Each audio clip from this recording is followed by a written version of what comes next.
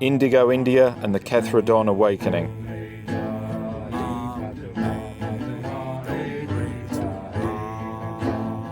Starburst 13 and the Gifts of Rama.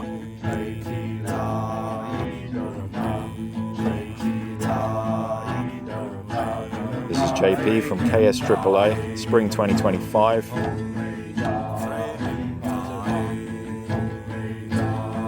In this narration, I shall be speaking as the representatives Ma'a of the EyanA Council, downstep facilitator to AOD of the AdonA Council.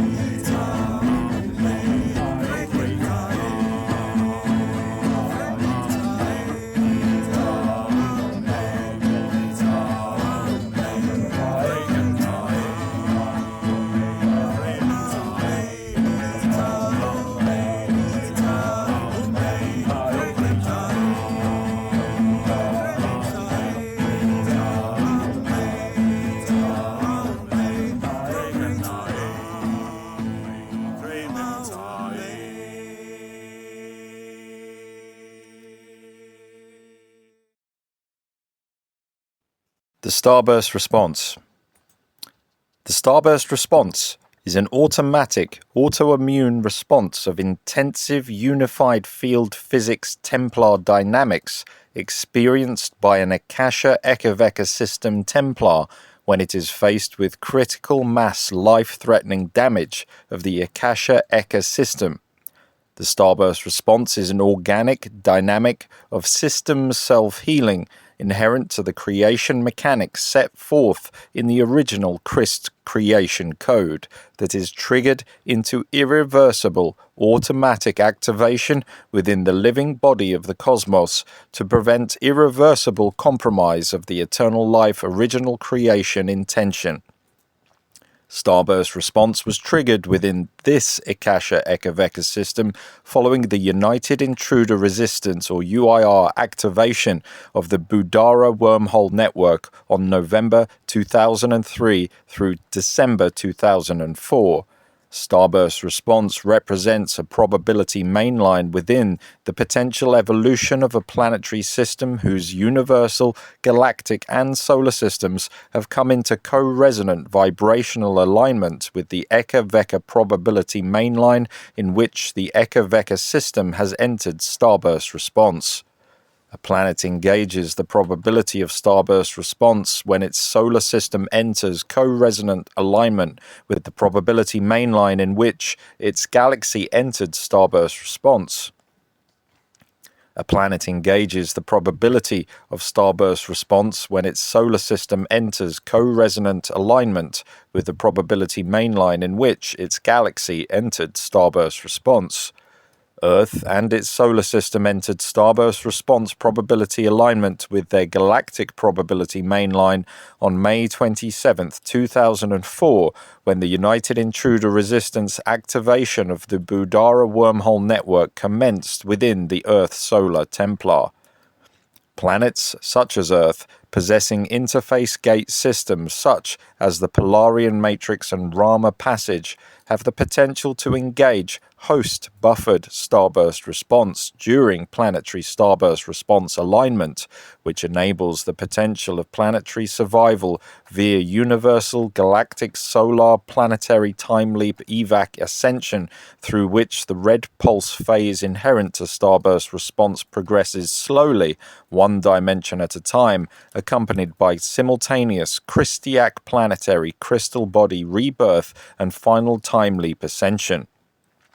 Planets without interface gate systems engage starburst response alignment without the ability of interface gate host buffer, a condition which creates an accelerated rapid progression of dimensional red pulse, culminating in full spectrum red pulse hydrogen burning and resultant vaporization of the planetary life field within a 3-year period following starburst response commencement.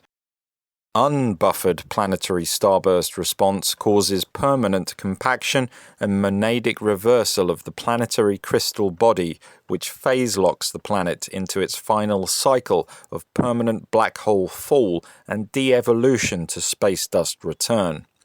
Earth and its solar system engaged host-buffered starburst response probability alignment with activation of the Dimension 13 aspects of the Polarian Matrix Gate Interface System in December 2004 and Rama Passage Gate Interface System in January 2005. In host-buffered planetary starburst response, each planetary Vecca pillar, beginning with Vecca pillar 13 and then progressing in sequence from Vecca pillar 1 through to 11 and 12, engages a 15-day starburst cycle that has 3 distinct phase sequences: Rouge pillar starburst phase sequence, red pulse phase sequence, and dimensional starburst phase sequence, that unfold sequentially throughout the 15-day Vecca pillar starburst cycle for each planetary Vecca pillar. In the first year of planetary starburst response, both Vecca pillar 13 and Vecca pillar 1 fulfill their starburst cycles, January 2005 and May 2005, following which Vecca pillars 2 through to 9 complete their respective starburst cycles, 1 per year, May 2005 through to May 2013, and then Vecca pillars 10, 11 and 12 complete their starburst cycles all in 1 year from May 2014, after which time Eka pillar 13 completes its starburst cycle around May 2015, and the planet begins its 2-year interface gate passage to final probability mainline time leap evac diamond sun crystal body ascension circa 2017. During a planetary host-buffered starburst response, remaining viable aspects of the planetary crystal body and manifest fields are progressively hosted via the interface gate systems through the process of Christiac ascension time wave rebirth, one-dimensional level at a time, while irretrievable aspects of the planetary body are simultaneously separated into a descending time wave Bardo transition until the 2 opposing planetary time waves and their inherent content engage final permanent separation around 2013 into their respective paths of unfolding evolutionary destiny in 2 permanently separated probability mainline time cycles. Through the dynamics inherent to planetary host-buffered starburst response, both the portions of a planet and its life field that have retained sufficient Christiac eternal life structural integrity to hold the frequency bond of the host buffer, and those that have not retained such Christiac structural integrity are each spared the immediate termination of red pulse annihilation characteristic of unbuffered starburst response, as the multidimensional planetary body progressively separates into a Christiac ascending time wave of rebirth and a black hole descending time wave of final Bardo transition, final death cycle, as progressive return to space dust. The host buffer of the interface gate systems allowing the primary structural integrity of the planetary body to remain as the two opposing time waves progressively separate. Earth and her life field are fortunate in that both the Polarian Matrix and Rama Passage interface gate systems have been successfully activated as the planetary Vecca Pillar 13 starburst cycle unfolds, enabling Earth to engage the path of mercy in transition that is fostered by host-buffered starburst response. Fulfillment of the planetary rebirth potentials offered by a planetary host-buffered starburst response depends upon successful on-planet management of and manual interaction with the planetary Templar, as rendered by the incarnate members of the planetary INDIGO EyanA's E-Cou-Sha-TA Council during key phases throughout the period of planetary starburst response. If the incarnate planetary E-Cou-Sha-TA Council is unable to engage the appropriate Templar mechanics at the appropriate times during the planetary host-buffered starburst response, the planetary Templar will revert to unbuffered starburst response status for rapid progression to red pulse space dust return. KSAAA Chief Editor's Note: I have decided to discontinue narration of the E-Cou-Sha-TA Master Council Transmission Number 1, which runs from page 2 through to page 12 within the Indigo India and the Kthradon Awakening Workshop Manual. I shall instead narrate the entire remains of the E-Cou-Sha-TA Master Council's transmissions, that's numbers 2 through number 6, and will return to complete this aforementioned segment at a later date, when it will then be added to this narration sequence as an addendum at the very end. The primary reason for this ought to be apparent if you should decide to peruse the manual yourself, but essentially I do trust that you will come to agree that the sequence in question will be far more comprehensible and thus of potentially greater interest to you, the listening audience, if you have first attentively progressed through transmissions number 2 through number 6 narrations. And I shall simply leave it up to you, yourself, to read through that highly technical data stream titled Introduction to Planetary Starburst Dynamics, should you need to do so in the meantime. E-Cou-Sha Master Council, India Transmission Number 2. Welcome to Indigo India, January 2005. Introduction to Starburst Response, the Planetary E-Cou-Sha Memory Crystal and E-Cou-Sha-TA Complex, and the Rama Passage. This is James Pover from KSAAA 2025, speaking as Ma'a of the EyanA Council, downstep facilitator to AOD of the AdonA Council. For transmission date, Friday, January 21st, 2005, Starburst 13, Day 1. Greetings to you and yours this morning. As you know, much of the content of our mutual India trip has been under tight security clearance, and it is for this reason that we will provide data for your group as we go along. We can, however, now elaborate upon some of the foundations upon which this journey and most site trips to follow are built in regards to the primary purpose of these endeavours. Yes, as you suspect, big things are brewing, as numerous of our transmissions over the past several months have indicated. The most notable event that you and your groups have been aware of since our announcements in May 2004 California, August 2004 Belize, and October 2004 England is that the Starburst response is now upon your Eka-Veka system. Due to this monumental event, it has been necessary for us, the AdonA Council, and also the councils of EyanA, to expedite the availability of CDT plate technical data pertaining to crystal body and related mechanics, in order that you and the earthly indigo shield achieve a functional degree of understanding and activation within your personal and collective templates and bodies.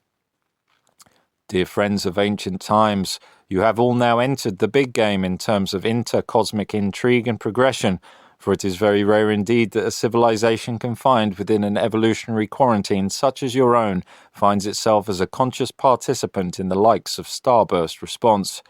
We understand that the technical aspects of materials featured in the expedited Kthradon 2, 3 and 4 programs appears complex to many of you, and that at times this presents quite a personal struggle in attempting to assimilate and hold the knowledge that we share.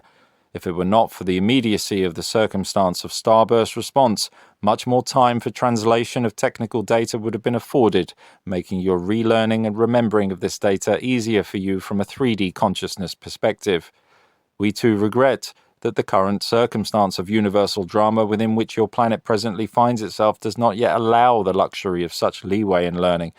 There will be time later as the next 10 years pass for you to revisit and receive more in-depth explanation of the technical data through which the impeccable logic and spiritual fortitude of the current teachings will be more clearly viewed. But for now, our primary concern as your ancient relatives, friends, and beloveds is to provide you with action-orientated knowledge through which your races can survive the realities of multidimensional physics associated with the planetary starburst response drama, for without such counsel as that which we presently offer, the objective of local survival of your life field domain would be rendered impossible. The indigo races of your world have always served as your local emissaries to the echo worlds and beyond, and it is the indigo collective of Earth that carries the greatest weight of the burden when an event such as Starburst response comes to your shores. Even the angelic human guardians of your planet and local Vecca quadrant carried within them, embedded in the heart of the genetic structure, the knowledge that would allow them to guide your local regions and planetary Templar through a variety of collective drama probabilities involving galactic to universal expressions of natural law. But the angelic human gene code alone did not carry the potentiality of Templar mechanics that would be needed in the event of Vecca Starburst. Long ago, when the angelic human races were created, they knew well their areas of gifted expertise and understood their blessed part within the cosmic game of life for which they chose to enter human form in service. The angelic human races also rested easy in their knowing that in the face of master events involving the Templar mechanics of the Echoes and beyond, they were well provided for, protected and respected by the elder eternal life races of the Echoes and beyond whom would work closely with them through master event dramas. Once upon a time, the angelic humans knew and found comfort in the fact that they were not alone in the face of the cosmos, and that they existed as a loving and beloved part of massive intra-universal Christiac guardian teams, whom with them would co-create solutions to whatever circumstances of creation might arise. It saddens us today when we feel the collective of both indigo and angelic human consciousness upon your planet, for the majority of both collectives have forgotten, due to the present genetic mutation-related influences, the reality of this ancient camaraderie we share, and once known sense of fearlessness, comfort, undying support, and gladness this knowing once provided. We, the AdonA and the EyanA, hope that in our reconnections with your people in the days and years to come, that the feelings of isolation and abandonment that are presently carried at the soul core of the indigo and angelic human races of your Earth will gently heal and transform as you may quickly evolve, despite the present limitations of the Earth field, to remember this eternal support and Christiac communion of which you have always been a part. It is our hope not only to assist the peoples of your present generations in the art of survival through the master event of Starburst response, but also that in doing so we may also assist you in returning to yourselves the memory of love and safety that has always been your birthright, and the freedom from fear-based compensation fixations that such remembering can potentially foster. just as there are many, many details of technical data that we could have provided to you to make your relearning of the ancient knowledge easier and more pleasant, if the present drama afforded such luxury in time, there are also many, many things of which we could speak with you that would make you feel better emotionally, that would coddle you in the face of your fears, and which would allow you the emotional luxury of having your hand held as you move through more challenging life lessons. It is not that we prefer the more matter-of-fact, less emotionally nurturing approach of strategic precision involved with us providing you with heaps of technical data with barely time for integration before moving on to the next lesson. In fact, we too miss the potentials of shared emotional richness, celebration, and easygoing joy that we both could commonly share as our co-learning and reconnection progress. But we must face the reality of the present dilemma that your planet and your peoples presently face, and adjust our preferences to the priorities of need most apparent. In simple terms, dear friends, you have nothing in your remembered history to which to compare the magnitude of the events that are now unfolding on and within your planet. And because your collective memory presently bears the scars of the hidden truths of your history, you do not yet remember that you, both indigo and angelic human soul collectives, were once well-trained, well-educated, and well-prepared to handle yourselves with expertise, dignity, Christiac grace, and appropriate action should you find yourself ensconced within such master event dramas. The indigo and angelic human races of your Veka system and your planet carry the universal guardian stewardship contracts for these manifest domains. These universal contracts involve literally and consciously cooperating the stargates and co-running the organic apparatus of your planetary Templar complex as active and co-creative members of an inter-universal guardian team to ensure the safe passage of your planet and its peoples in the face of master event dramas. When a planetary system aligns itself with the probability line of a megadrama such as the event of Echo-Veka Starburst response,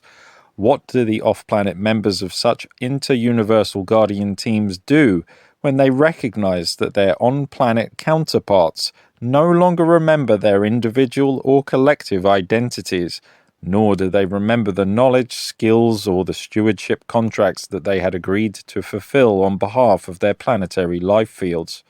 What would you do in our position as you observed the course of consequence through which Earth is presently moving, quite aware of the sophisticated co-creative planetary Templar mechanics required to safely steer the planet and its life field through these events, while knowing that those beloved ones on planet, whom have been long entrusted to do the job well, have inadvertently fallen asleep at the wheel on a hairpin turn of destiny? From our perspective, the most logical priority of action in such a case is to gently but firmly implore you, individually and collectively, to please wake up now, pay attention to the road and take hold of the wheel, to prevent your vehicle called Spaceship Earth from inadvertently straying from its natural path and into a permanent and undesirable detour. And this is what we, the AdonA, EyanA, and the Councils of E-Cou-Sha-TA, are saying to you, the indigo and angelic human collectives of Earth, now.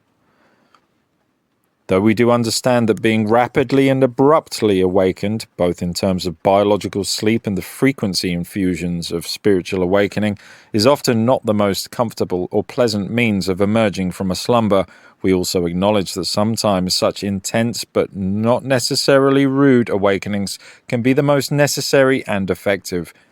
We hope to provide you with a polite awakening, though intense it may be, and have confidence in you that once you rub the sleep from your eyes and get your bearings, you will all do a fine job in remembering what it is that you came to Earth to do. For if you are an incarnate of the indigo or angelic human lineage, you did not come to Earth simply to smell the roses. You came as a beloved, highly skilled, and greatly respected co-creative member of a large inter-universal guardian team with a mission, a purpose, and a passion. As your planet now begins its awakening to the reality of its current probability line position within the Echo-Veka Starburst response, your planet itself will send to you the loudest wake-up call, As within its own accepted frequency awakenings, these frequencies will automatically pass on to the indigo and angelic human populations of Earth, causing your long dormant and well-hidden mission, purpose, passion, gene to progressively, sometimes slowly, gently, sometimes intensely in a flash, awaken within your DNA template and resultantly within your experiential life field. It will help all of you to have an easier time within this personal, collective, and planetary rapid awakening if you can embrace the fact that there is a part of your own consciousness that is always with you and within you, that fully understands the dynamics of and knows precisely what to do in Christiac divine right action in the face of every situation, including planetary starburst response. There is an ancient word that describes the aspect of personal multidimensional anatomy, within which this exalted part of Christiac self eternally resides. This word is E-Cou-Sha, the first point Godseed memory crystal, that is located within the Akasha base shield of Eucatharista body anatomy and the intricate E-Cou-Sha-TA Complex crystalline network through which the E-Cou-Sha is intimately connected to each aspect of multidimensional anatomy and identity. We will soon return to you your reintroduction to the dynamics of the E-Cou-Sha, both in terms of personal anatomy and identity, and in the greater terms of anatomy and identity as expressed on the planetary, solar, galactic, and universal levels, for part of the stewardship mission of Indigo and Angelic Human Collectives is to remember their roles as founding members within the INDIGO Councils of E-Cou-Sha-TA. All beings' identities originally manifest in density through frequency step-down from the eternal life Akasha God worlds, projecting from the Akasha God seed into the Eka and then Veka density systems. Through the innate dynamics of unified field physics inherent to this step-down process, the personal Akasha E-Cou-Sha crystal forms within the cosmic Akasha base shield as the first kelon of individuation for that specific individual, and the simultaneously incarnate family of consciousness that this individual identity will become as it distributes its energy into simultaneous manifestations within the density systems through the mechanics of the step-down process. All beings, even those who became fallen and finite due to misuse of free will choice, originally emerged through an E-Cou-Sha crystal, and though a singular incarnate individual self or a group of such selves may create conditions in density through which their natural connection to their E-Cou-Sha memory crystal becomes permanently severed,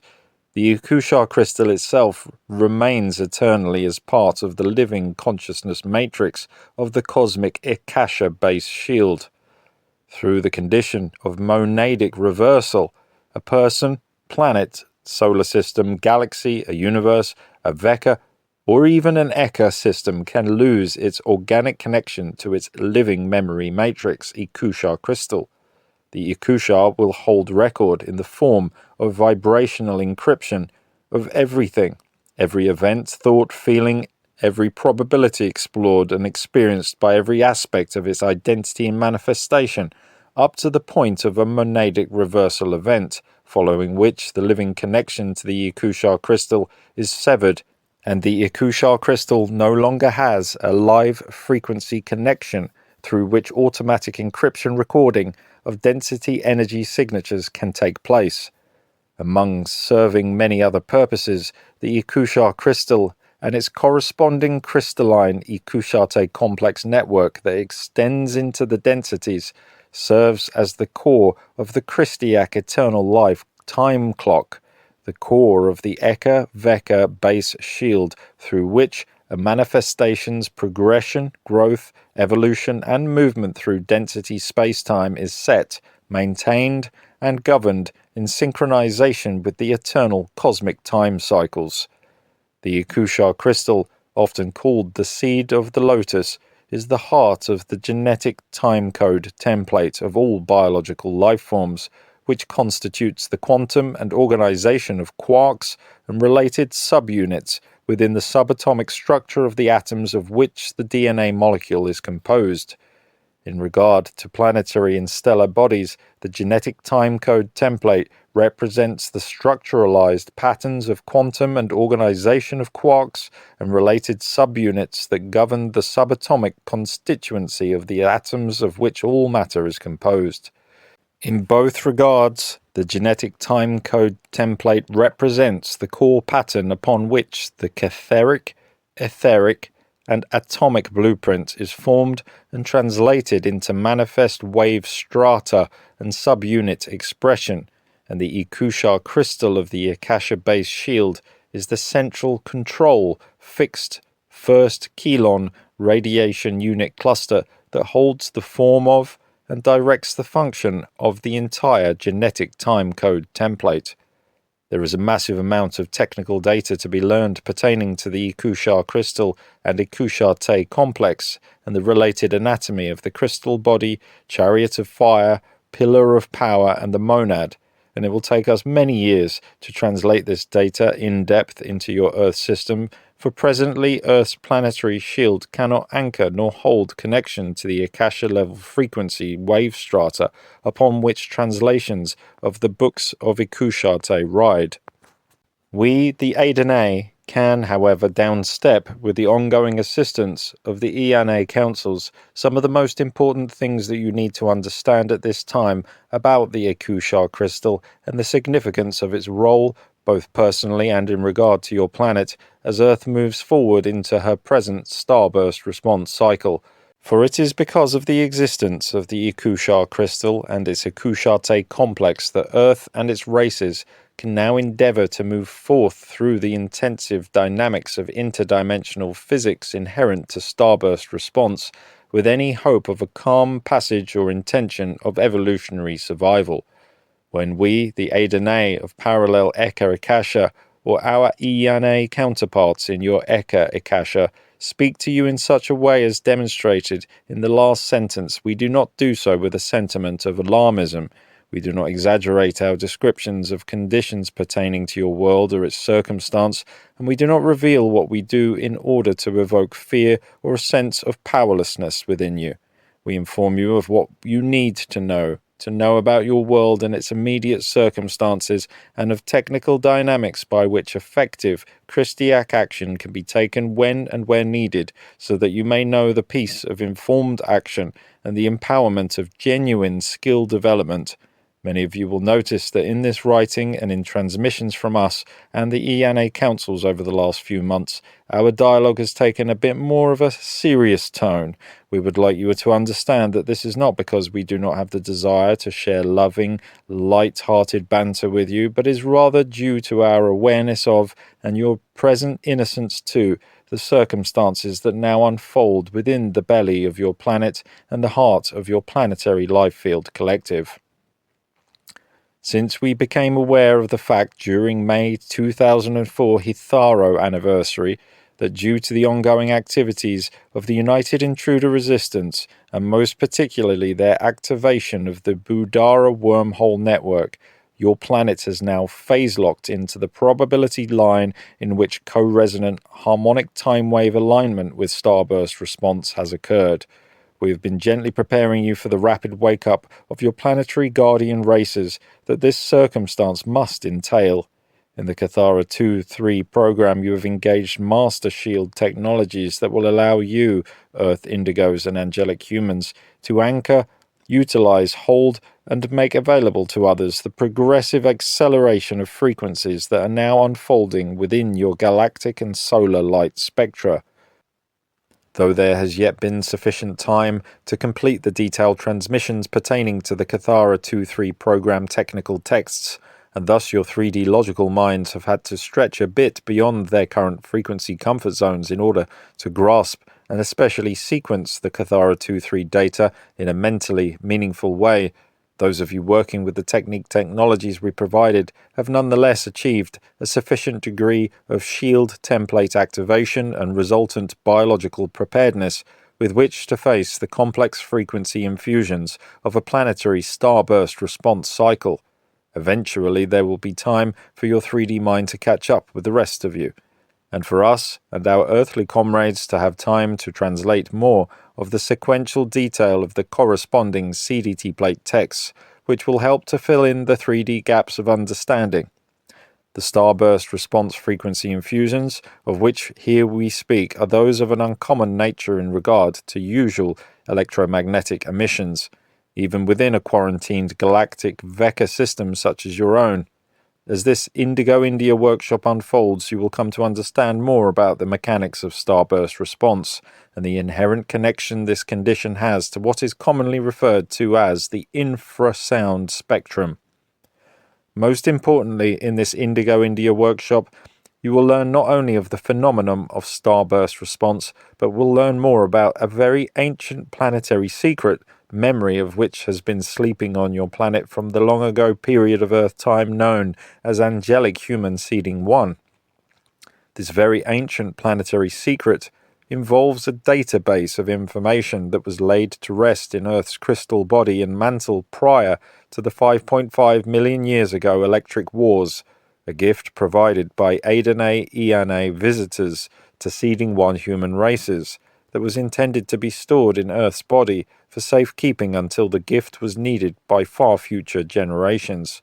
The database of which we speak involves the Ark of the Covenant from Seeding 3, and Polarian Matrix, Gaia and Orion gate interface systems, and most particularly involves the landmass that you now call India, and the ancient Seeding 1, Rama, AdonA, and Rama, EyanA, Yana's races of the Akasha level AdonA Council Master Council that more than once visited there through a highly protected set of Christiac doorways that are collectively referred to as the Rama Passage. Those of you who felt drawn to join us on this India excursion have done so for various reasons, but one reason that unites you as a group is that you carry within, asleep deep within the crystalline structure of your personal genetic time code template, a set of frequency keys to which you were long ago in Seeding 1 entrusted for their safekeeping. There are others whom carry co-joined key sets that pertain to other global sites within Earth's Rama Passage network, whom will be drawn to other locations as Earth's starburst response progresses. Regardless of where you have been in the meantime, in the many life cycles you have explored since that CD1 period in space-time, the keys were given, and now as Earth awakens to the calling of starburst response, she calls to the keys, and they respond and awaken within you. The frequency keys pertaining to the India 2005 Shields Clinic are very specific. They come in two types, one type being the security seal release keys pertaining to the main India doorway of the Rama Passage, the other being the activation keys to a most sacred and related aspect of planetary anatomy known as the Rod of Rama. You will learn more about the Rama Passage and Rod of Rama and their importance to Earth's starburst response as our India workshops in Earth's time progress. For now, we would simply like you to know that whether you're aware of it or not, and regardless of what agenda you consciously feel you may or may not carry, that each one of you is here by invitation, planetary and universal invitation. An invitation that was given to you by members of the AdonA E-Cou-Sha-TA Master Council within a physical incarnation of yours during the pre-5.5 million years ago Electric Wars period. The collective set of Rama keys, those pertaining to the India main doorway or to the numerous other interconnected planetary E-Cou-Sha-TA accelerator seat locations in various other regions, are indeed a gift. They are a gift once given that must again be given away in order to receive the gift anew. In your inspiration to join us on this India adventure, your personal DNA template and the Earth Shield itself will engage in a very private, loving conversation, and the gift that you carry will release automatically to gift your Earth Mother, as she calls home, the tools she needs to open her connection to the Trans-Akasha Rama Passage. The Rama Passage is a specific, limited passage network within the larger system of the Polarian Matrix Gate Interface System, a network that can only be accessed and utilized on very special occasions. It is because of the existence of the Rama Passage and Earth's ancient seeding one connection to this network that contemporary Earth and its life fields still hold the potential of surviving with structural integrity intact passage through an Eka-Veka starburst response cycle. You will learn in our India workshops that in terms of planetary Templar mechanics, the organic circumstance of a starburst response cycle alone, even without the nuance of perennial distraction posed by ill-intended collectives such as the contemporary United Intruder Resistance, represents a condition of high alert or code red in regards to the actions required by Christiac stewardship collectives from the Akasha systems downward. Starburst response is a very serious condition, with potentially astronomical local consequences in terms of unified field physics, but in terms of Earth's present position and her hidden gifts of Rama, it is not a condition that needs to be feared. It needs only be respected, understood, and engaged through an informed and enlightened Christiac stand. As is the Christiac way, in return for your gift to Earth, you too receive the same gift you have first given, as your own ancient bio-connection to the Rama Passage doorways awaken, initiating the return of this potential to the life fields of Earth. During our time together in India, you will be offered the opportunity to learn more about this gift of the Rama keys, and about the realities in energy that Starburst response implies for you and your planet. I, AOD of the AdonA Council, and Ma'a of the EyanA Council, on behalf of the many, many Christiac councils of the Ikusha-TA, keepers of the Christ clocks, welcome you once again with all of the love, reverence, respect, and remembrance that was present in our earlier Seeding One meetings long ago. May your journey with us be a joyous and enlightening celebration of eternal communion and rejoicing. Ashayana, AOD. E-Cou-Sha Master Council, India Transmission Number 3. Speaking on behalf of Ma'a of the EyanA Council again, downstep facilitator to AOD of the AdonA Council.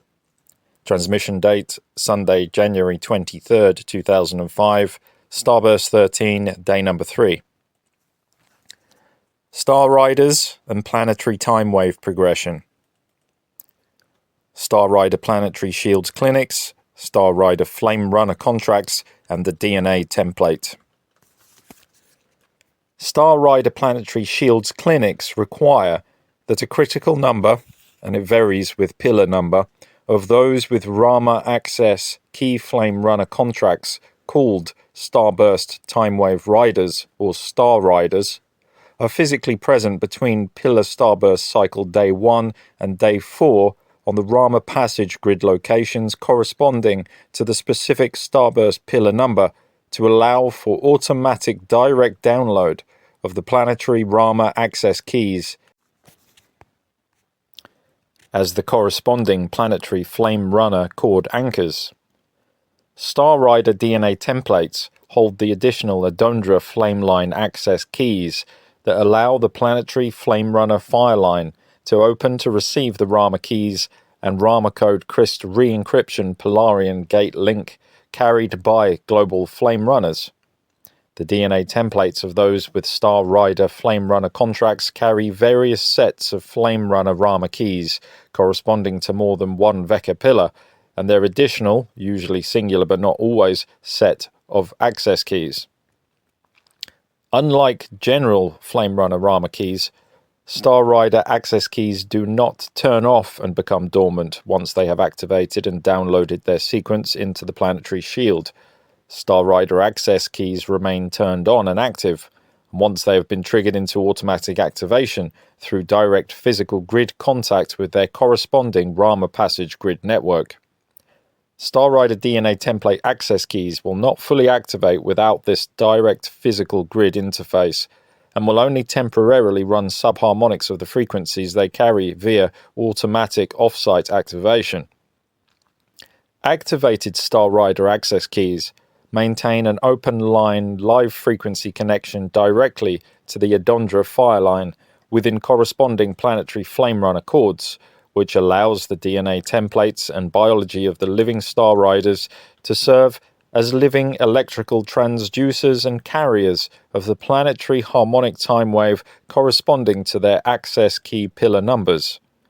Once activated, the living star riders of the planet literally serve as the walking, standing wave Seer pillars through which the progressively accelerating dimensional time wave-based rhythms from the Eka and Akasha base shields and the Rama Passage parallel Eka and Akasha base shields can downstep through the buffer of the Polarian matrix interface gates for harmonious anchoring of the Rama Passage time wave spectrum into the planetary time code template. The on-planet presence of living access key activated star riders allows the planet to anchor, synthesize, and balance the time wave spectra through which a planet can retain structural integrity during the progressive infusion of dimensional red pulse characteristic of starburst response, and also enables the planet to become a star rider vehicle capable of engaging the rapid electromagnetic axis shifts required to fulfill the starburst response potential of leaping with structural integrity of form intact into the faster-moving time tracks of more evolutionarily advanced probability space-time fields. E-Cou-Sha Master Council, India Transmission Number 4. Speaking again as Ma'a of the EyanA Council, downstep facilitator to AOD of the AdonA Council. Transmission date Sunday, January 23rd, 2005. Starburst 13, Day 3. Rama Key Adapter Code 6 set sequences. Rama Key Adapter Codes, Akashic Record Restoration, Kethradon Awakening and Cathara Healing. During Veka Pillar Starburst cycles days 1 through 4, Rama Key Adapter Codes corresponding to the Veka Pillar number are manually induced into and activated within the DNA templates of Star Rider Flame Runners to initiate automatic reassembly of DNA template Rama Key aspects that are presently fragmented, dormant, and unable to respond to automatic activation due to the extensive mutation of the contemporary Homo sapien DNA template.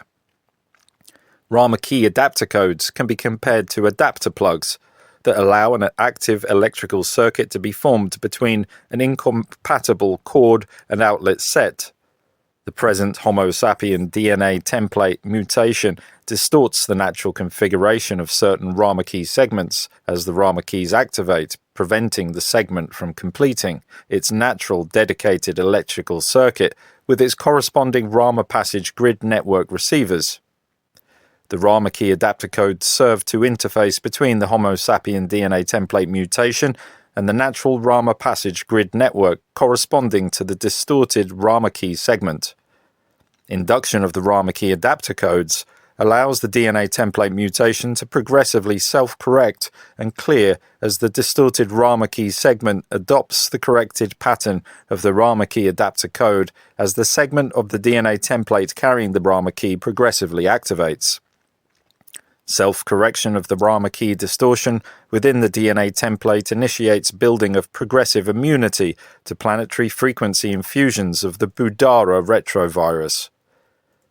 Manual induction of Rama key adapter codes within the DNA templates of Star Rider Flame Runners prior to the Day 5 onset of the diffusion wave prepares the DNA template Rama codes to anchor without distorting the Rama code of the Kethers from the Planetary E-Cou-Sha Memory Crystal in the Akasha base shield during the Day 6 planetary Akashaic record restoration. Undistorted anchoring of the Rama code of the Kethers through Star Rider Flame Runner DNA templates enables the organic Christiac encryption of Earth's planetary Kthradon cell Catheric template and the Tileia sphere memory matrix program to rebirth within corresponding Polarian anchored dimensional Kelon fragments, which allows the dimensional Kelon fragments suspended within the Polarian buffer to reaccrete following the organization of the Christ re-encrypted Polarian gate shield Rama code, forming a new distortion-free Vecca pillar shield, dimensional shield, crystal body, Tilia sphere memory matrix, Kthradon cell, and Ketheric template that replicates Earth's Christiac original first creation form during the Day 13 Starburst point. Progressive restoration of each dimensional level of the planetary Kthradon cell through the sequential Vecca pillar starburst cycles of the planetary starburst response period progressively allows the Kthradon awakening, Kthradon cell activation for each Vecca pillar number to complete successfully between days 13 through 15 of each Vecca pillar starburst cycle. Rebirth of the Christiac Dimensional Shield, Radon Photo Flame Cell Complex, and Crystal Body allows Earth's organic crystalline E-Cou-Sha-TA Complex network to re-establish its natural, long-lost live electrical connection to the planetary E-Cou-Sha Memory Crystal in the Akasha base shield, which will enable progressive activation of the planetary E-Cou-Sha-TA Complex trans-Akasha doorways between 2005 and 2017, through which Earth can anchor and assimilate the trans-Akasha time waves by which the Starburst plus 90 shift and Rama Passage probability line leap can occur between 2012 through 2017. Because the Rama key adapter codes are manually induced and activated within the Star Rider Flame Runner DNA templates as the DNA templates interface with the CRIST re-encrypting planetary Flame Runner flame line, the vibrational encryption of the Rama key adapter codes passes into the planetary Flame Runner, making the mutation correction sequence progressively automatically available to all possessing global Flame Runner contracts. The DNA templates of those with global Flame Runner contracts progressively step down the Rama key adapter code mutation correction sequences into the Polarian-anchored aspects of the planetary Indigo shield. The Indigo shield then steps down the correction into the angelic human tribal shield, enabling remaining viable aspects of the angelic human tribal shield to engage the Polarian buffer, anchor, and ascending host time wave. Polarian-anchored aspects of the angelic human tribal shield then step down the Rama key adapter codes corrections into remaining viable aspects of the planetary elemental and atomic shields, extending Polarian host potential into remaining viable aspects of the plant, animal, elemental, and subatomic kingdoms. Each Vecca pillar starburst cycle carries a corresponding Rama key adapter code 6 set sequence that will set into activation by the corresponding Star Rider Flame Runner teams during days 1 through 4 of each of the 12 remaining Vecca pillar starburst cycles. Though the Rama key code sequences are carried only within the DNA templates of those possessing pre-birth Seeding 1 Rama Passage Flame Runner contracts, once activated by the Indigo Star Rider Flame Runner teams, anyone achieving Ra Center activation via personal Kthara 2 through 3 technique work or facilitated Kthara 2-3 client sessions can employ manual induction and activation of the pillar-appropriate Rama key adapter code 6 set sequence to facilitate and expedite activation of the personal crystal body connection to the planetary Polarian buffer, anchor, and host. For this reason, the Rama key adapter code 6 set sequences and their manual self-induction and activation procedures will be incorporated in the general Kthara 4 and higher biospiritual healing programs. Once activated in the planetary Flame Runner chords, the Rama key adapter code 6 set sequences can also be used to initiate subharmonic activation as an optional additional modality in Kthara 2-3 client sessions via etheric imprint Ra Center induction of the Rama key adapter code 6 set sequence by Kthara 2-3 facilitators whom have used appropriate manual self-induction and activation procedures to activate the full harmonic Rama key adapter codes within their personal crystal body. As each Vecca pillar starburst cycle includes a Rama key adapter code 6 set sequence, the Rama key adapter code sets will be added to corresponding Kthara healing program levels, beginning with 2005 Veka Pillar 13 Sequence 1 in Kthara Level 4, as the Veka Pillar Starburst cycles and related planetary crystal body activations progress between 2005 and 2017.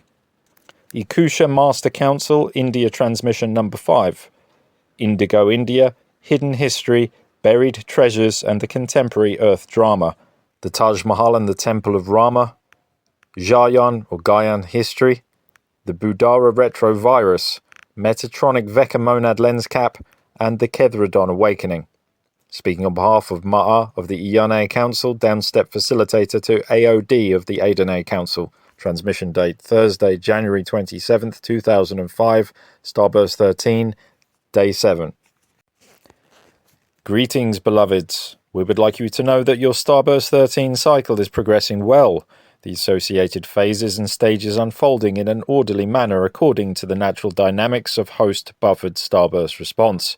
This is very well and good, for as long as Starburst mechanics proceed without excessive disruption from opposing forces, the 3D manifest effects of Starburst transition will remain more harmonious and manageable than they would be otherwise. Starburst 13 cycle represents the rebirth of the D13 etheric lotosphere and its D13 monad, and the corresponding D13 to D13.5 primal light field of the Veka and planetary Kthara and crystal body. In terms of proximity to the perceivable in the three-dimensional Density 1 arena, the dimensional 13 aspects of anatomy are closely interwoven with the more localized dimensional EM spectra. Yet at the same time, the primal light fields also represent the spectra most furthest removed in terms of the Density 1 three-dimensional electromagnetic spectrum. In simple terms, one could understand the primal light field wave strata as representing the program of the future, for it is the encryption, or vibrational encoding for manifestation, that is set within the primal light fields beginning with D13.5 to D13, that sets an indelible course for the manifestation that will progressively unfold within the dimensional spectra of the density harmonics. Due to this ever so close but far enough removed condition of interrelationship between the primal light field and the density electromagnetic wave spectra, the Starburst 13 cycle of Veka Pillar 13 is at once the most profound yet least immediately detectable Veka Pillar Starburst cycle. Starburst 13 is most profound in that through its dynamics the entire template for progression of the remaining 12 Starburst cycles is set, if the appropriate activations of the D13.5 through D13 Rama Passage grids, release of the corresponding Rama Passage security seals, activation of the D13.5 through D13 aspects of the Rod of Rama, and anchoring of the D13.5 through D13 E-Cou-Sha Memory Crystal are not successfully completed by on-planet E-Cou-Sha teams during the Starburst 13 cycle. The Starburst 13 cycle will initiate a rapid chain reaction unfolding of the remaining 12 Veka Pillar Starburst cycles, culminating in acceleration of the Ikusha-TA reset cycle and rapid onset of sequential dimensional red pulse phases through which rapid return to space dust initiates and completes within a condensed 3-year period. However, if on-planet E-Cou-Sha teams are alive and well on a planet when Starburst response initiates, and they can successfully render the manual planetary Templar mechanics required to fulfill the regenerative potential of Starburst response, beginning with initiation of the Starburst 13 cycle, the Starburst response will unfold slowly, in a modulated, controlled, and less aggressive manner, due to the tempering of Starburst response frequency infusions fostered by Christiac host intervention strategies, such as the Polarian Matrix Rama Passage host. When Christiac host intervention strategies are set in motion during the Starburst 13 cycle, the Starburst response will unfold according to the general Ruche Pillar Ikusha-TA reset cycle schedule, which is set during the Hetharo-Hethalon cycle. Tempered by the sophisticated Templar mechanics inherent to host intervention strategies, the Starburst 13 cycle and its natural red pulse phase will be buffered. Though all grids will endure dimensional red pulse and its effects, even with a buffered Starburst response, the red pulse phases will unfold one pillar at a time, and the exponential acceleration factor known as the Red Sea effect, spelt as red and then SEA, the Red Sea effect, that is characteristic of unbuffered Starburst response, by which each dimensional red pulse amplifies and expedites the onset of the next in near simultaneous action, and each dimensional red pulse rapidly merges with the others into a transharmonic red sea of 4-density hydrogen burning fire, will not occur in a host-buffered Starburst response. In simple terms, this means that in a host-buffered Starburst response, the alpha, or beginning or start time, and the omega, or the ending, at the end time, both occur simultaneously, thereby fulfilling the restorative as well as the destructive potentials of Starburst response, whereas in unbuffered Starburst response, only the omega is expressed in its eternal finality, without the potential of a concurrent, simultaneous rebirth of a new restored creation reflecting a renewed Christiac re-expression of its original eternal life whole. Even though your planet is presently passing through only day 7 out of 15 in its Starburst 13 cycle, you have great cause for celebration, for though you still have the Vecca Pillar 13 dimensional red pulse and transmutation phases to come, and those for each Vecca Pillar that follows as the years progress, the first part of the planetary Starburst response host buffer has been successfully accomplished. The DNA templates of on-planet E-Cou-Sha Council members holding Vecca Pillar 13 Star Rider Flame Runner Rama keys have successfully activated, opening the planetary D13 Flame Runner for automatic Rama code Christ re-encryption, thus enabling the Polarian anchor. The D13 Rama Passage Security Seal Rama keys and Rod of Rama keys have been successfully activated within Earth's planetary Templar. Thus, the D13 aspect of the Rama Passage has successfully opened, and the D13 aspect of the Rod of Rama has initiated activation. And of greatest significance, the encryption of the D13.5 through D13 aspect of the E-Cou-Sha Memory Crystal has successfully initiated its download into the Planetary E-Cou-Sha-TA Complex central hub beneath the Taj Mahal and its companion site. Due to the success of your collective efforts in running the Rama stand on day 6.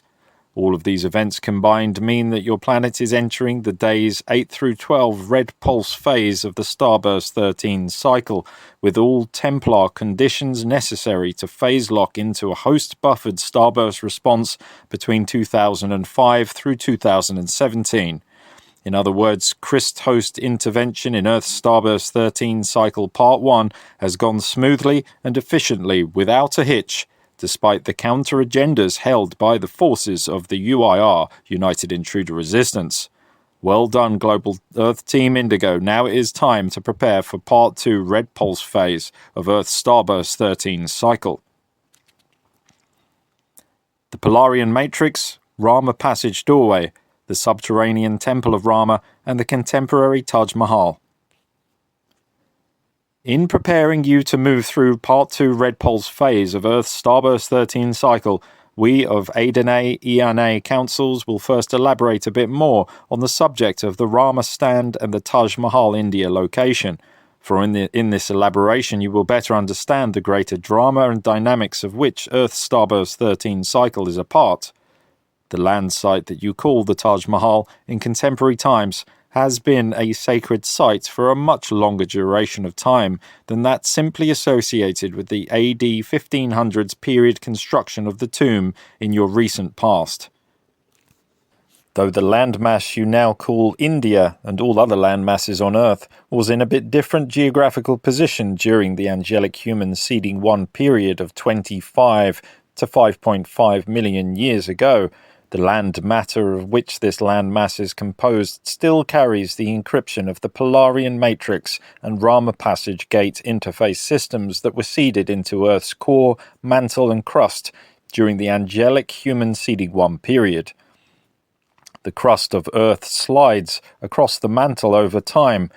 causing a drift between the surface crust level gate systems and the corresponding deep mantle and core levels of these gates. Though the inner and the outer aspects of these gate systems may drift out of alignment with each other, they are always linked through stretchy, spiraling vortex chambers that operate like elasticized tether tubes of frequency when the gate systems are called into activation.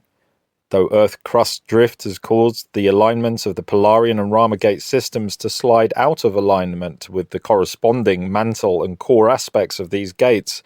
activation of the surface gates in the Earth's crust initiates activation and opening of the spiraling tether tube vortices that link the surface gates to the mantle and the mantle gates to the core, regardless of the degree of crust-mantle-core misalignment that might have occurred since the time when the gates were originally seeded.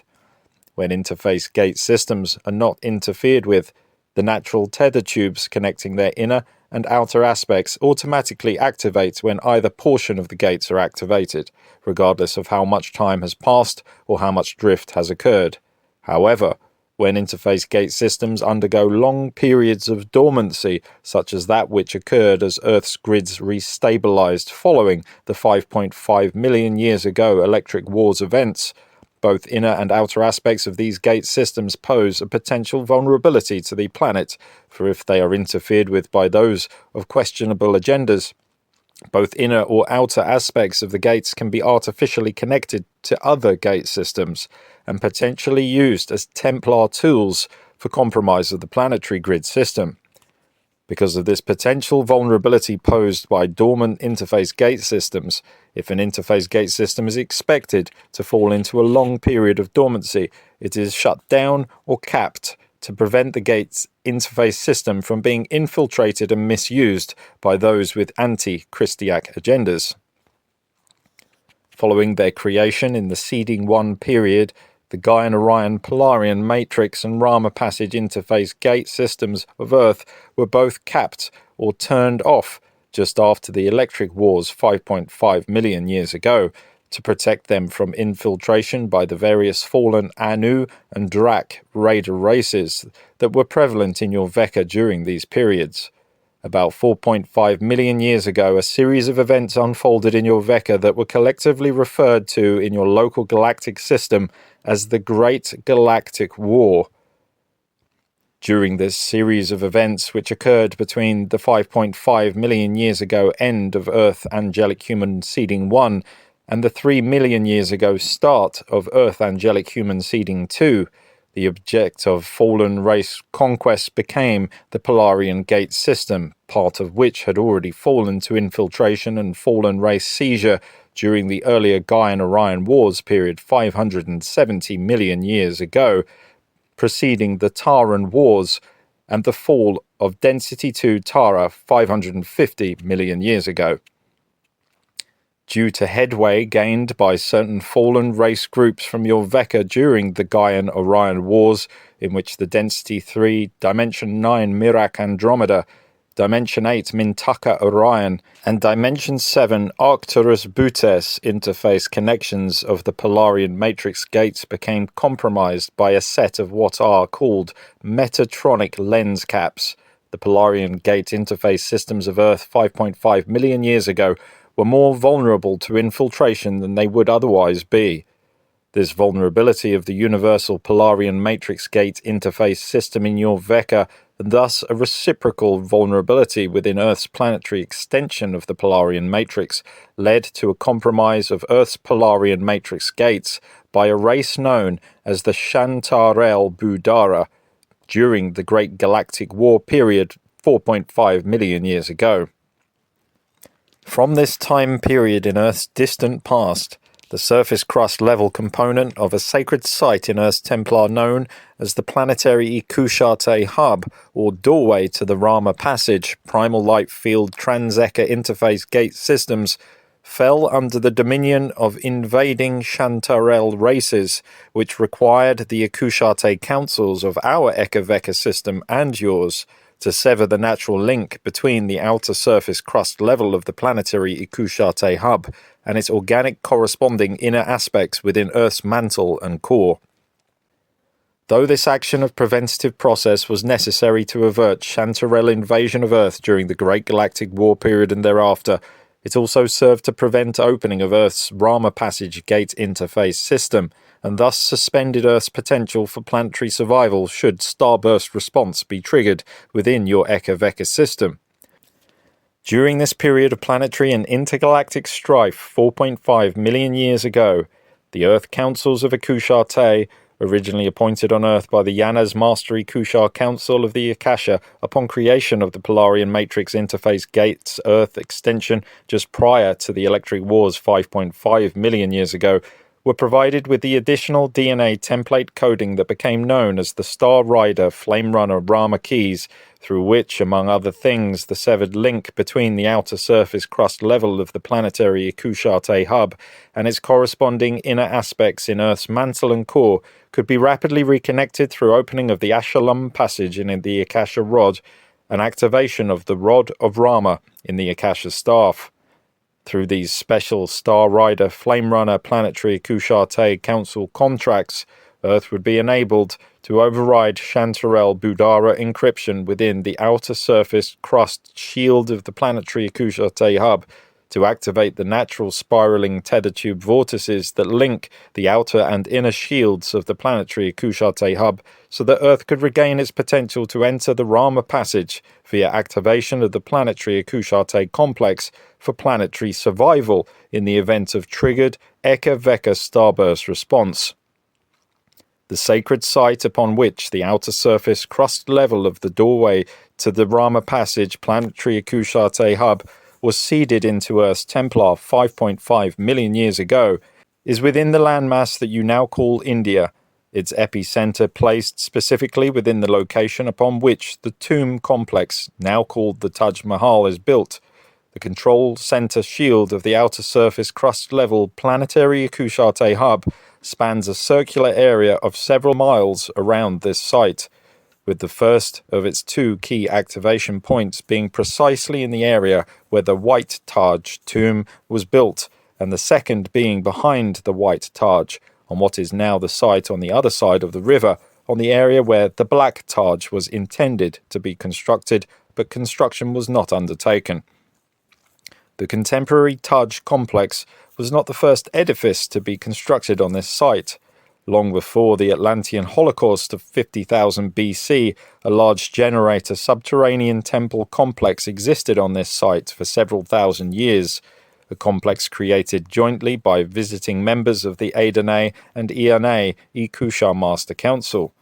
The original Atlantean period generator temple complex was known as the Temple of Rama, as it represented the main doorway to the Rama Passage, the planetary E-Cou-Sha-TA hub.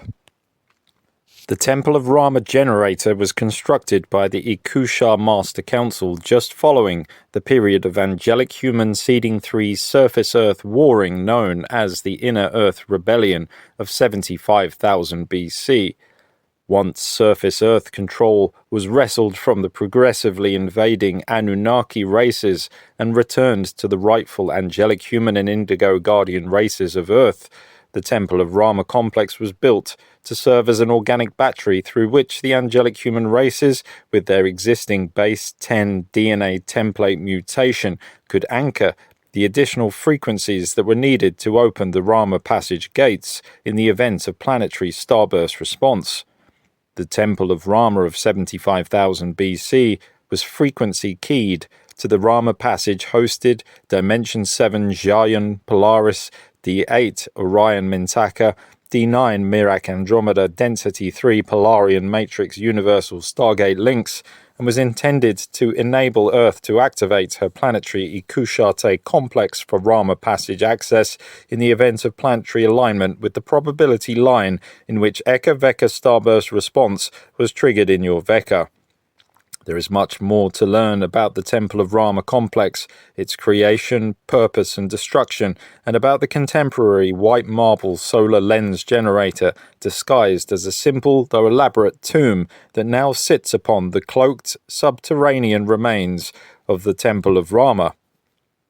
In another discussion, we will address the secrets of the tombs and of how the ancient knowledge of shield mechanics inspired various Templar questing off-planet race lines to embed, or aka bury, in the planetary shields, aka the ground, the DNA remains, aka the body which carries the shield access codes held in DNA templates of specific, highly coded representatives of their races to serve as trans-time frequency anchors through which their off-planet kin could stake and retain remote claim over Earth's Templar, and how these buried DNA template frequency anchors were often put at the center of solar, lunar, or thermal generator temple complexes that became known as the harmless constructs called tombs, through which the frequencies held within the DNA templates of the deceased could be energized and amplified at specific time periods to provide direct remote access to Earth's planetary Templar. For now, however, we would like you to understand the greater context of history to which your contemporary Earth drama, the Taj site, and the INDIGO Starburst response mission are connected, so that you may better comprehend the significance and importance of the times through which you and your planet are now passing. This period of history is known as the Gian-Orion Wars period of 550 million years ago, also known as the Monadic Wars of your Vecca system.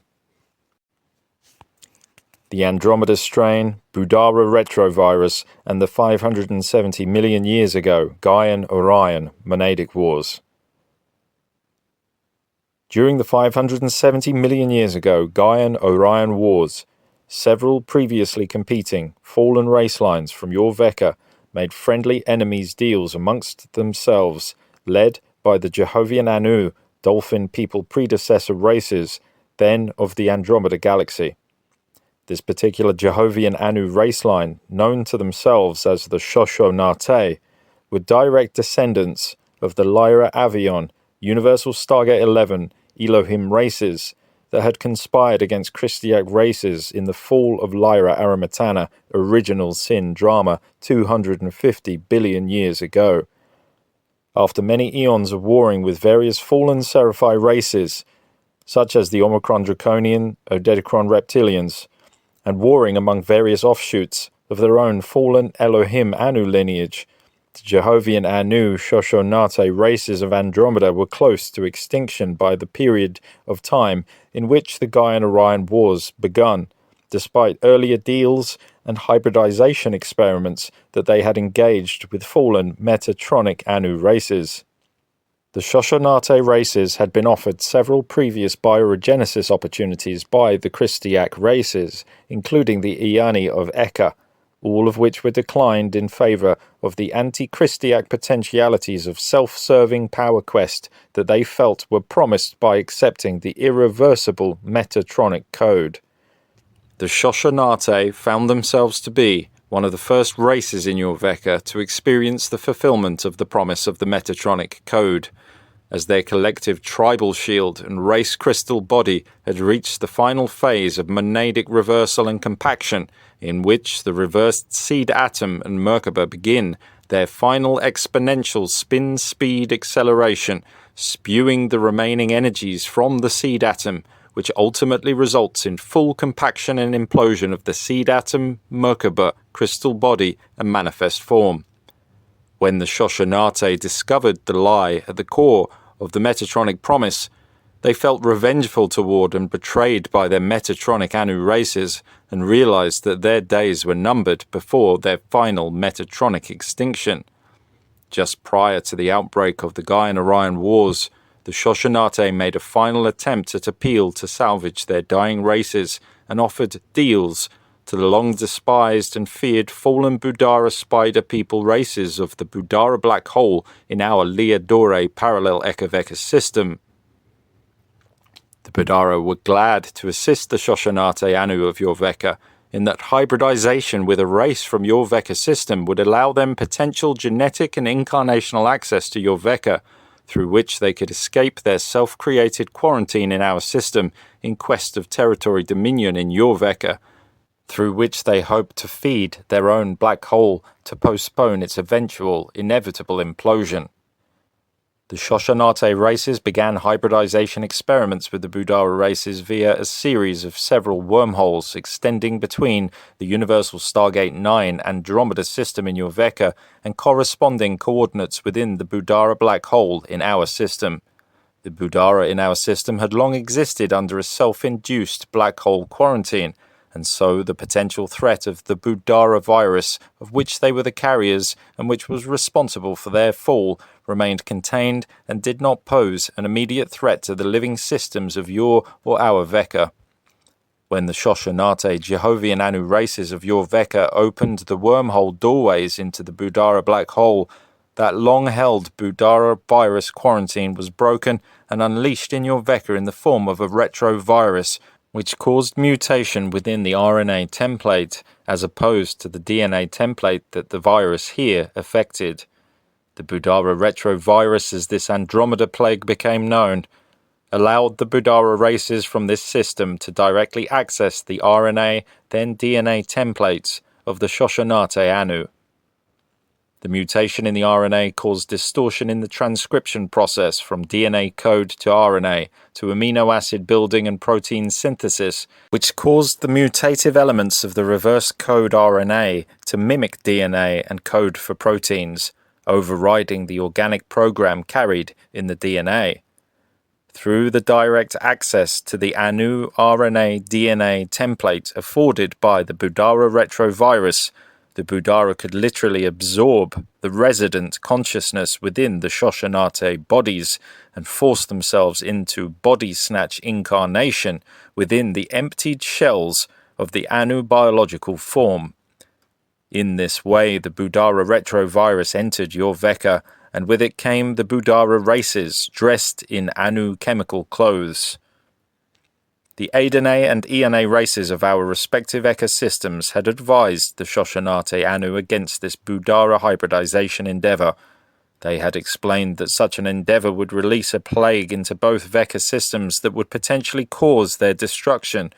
They were also warned that if they chose to engage such a hybridization experiment, that the races of the Ekkas and Akashas would be left with no alternative but to initiate quarantine procedures against them, and would enact an edict of quarantine within the Andromeda system of your Veka to prevent the spread of the Budara retrovirus. With their characteristic attribute of arrogance, the Kusha-TA Anu did not heed these warnings, and found themselves caught between a rock and a hard place, to use an earthly analogy, when they discovered that the Budara were indeed absorbing their races and overtaking their biological forms for their own. Some of the Kusha-TA, moderately humbled by this turn of events, petitioned Christiak races for assistance, and agreed to subject themselves to self-contained quarantine within the Andromeda Galaxy in exchange for EyanA's protection from Budara absorption. Christiak races could assist them in creating such a quarantine, which would prevent further spread of the Budara retrovirus, but would also cause further mutation of the Kusha-TA DNA template in order to splice out the afflicted portions of the RNA template within the Anu tribal shield. Large collectives of the Kusha-TA agreed to endure this last hope attempt at creating Budara retrovirus immunity. The resultant race mutation manifested as the grossly disfigured Andromeda Dolphi people races, which through later attempts of anti-Christiak bioregenesis became the dominant race line of the Jehovian dolphin people races of Sirius A, B, and C. When the Kusha-TA appealed to the EyanAs for intervention, it was necessary for the Kusha-TA Anu to close the Andromeda 9 wormholes that they had created when they initially allowed the Budara into this Veka for hybridization. Not all Kusha-TA Anu agreed to EyanA's intervention, particularly those factions that had already completed the absorption process and were in fact Budara in Kusha-TA clothing. The rebelling factions of Kusha-TA who distinguished themselves from those still resident Anu branches of the race line by referring to themselves as the Shanate, engaged open warfare against the remaining Kusha-TA Anu lines, beginning the Andromedan Wars period that initiated the opening battles of the large-scale Gaian-Orion Wars period 570 million years ago. As the Andromedan Wars broke out, the Yanas of your Eka and ours moved forth to close the Andromeda interface gates of the Polarian matrix to initiate the Andromeda Shoshana-TA quarantine. At this time, the Rama Passage primal light field gate interface system was extended into and connected to the Andromedan Polarian gates, so that the density 3 access between your Veka and ours could remain open, even though the direct density 3 Polarian gate links would themselves remain closed for quarantine. The Shanate Anu-bodied Budara races of your Veka would be unable to fulfill their agenda of drawing your Veka into their Budara black hole if the density 3 Polarian gates were closed, and alone they did not possess sufficient strength or number to overthrow the Shoshana-TA Anu working under Yana's protection. The Shanate hybrid races petitioned the fallen density 4 Metatronic collectives of your Veka and posed a deal whereby they would limit further retrovirus absorption to only certain non-Metatronic Anu descendant races in exchange for the assistance of the Metatrons in defeating the Shoshana-TA and Yanas to keep the Andromeda 9 Polarian gates and their Budara wormhole connections open. The governing Metatronic collective of density 4 D11.5 accepted the friendly enemy's offer under certain stipulations, and the Andromedan Wars rapidly escalated into the extensive Gian-Orion monadic wars of density 3 in your Veka. Though the Yanas races were successful in establishing the Rama Passage primal light field interface gate connections, and the Andromeda 9 Polarian matrix gates were successfully closed, the quarantine of the Shoshana-TA in the Andromeda Galaxy was only marginally successful, as the united Metatronic, Shanate, and Budara races attacked the Orion Mintaka star system, home of the Dimension 8 monad in your Veka. At this point, the Andromeda Wars had spread to the Orion system, and the races of fallen Seraphi found themselves forced to take sides, as neither could defend their own previously captured Orion territories from either the Metatronic Budara coalition or the Yanas collectives. Everyone got into the game in attempt to defend their own interests and agendas. The Orion battles escalated to astronomical proportions, with devastating loss of life on both sides of the conflict. The Christiac races of your Veka were rapidly losing ground against the combined force of the Metatronic Budara coalition.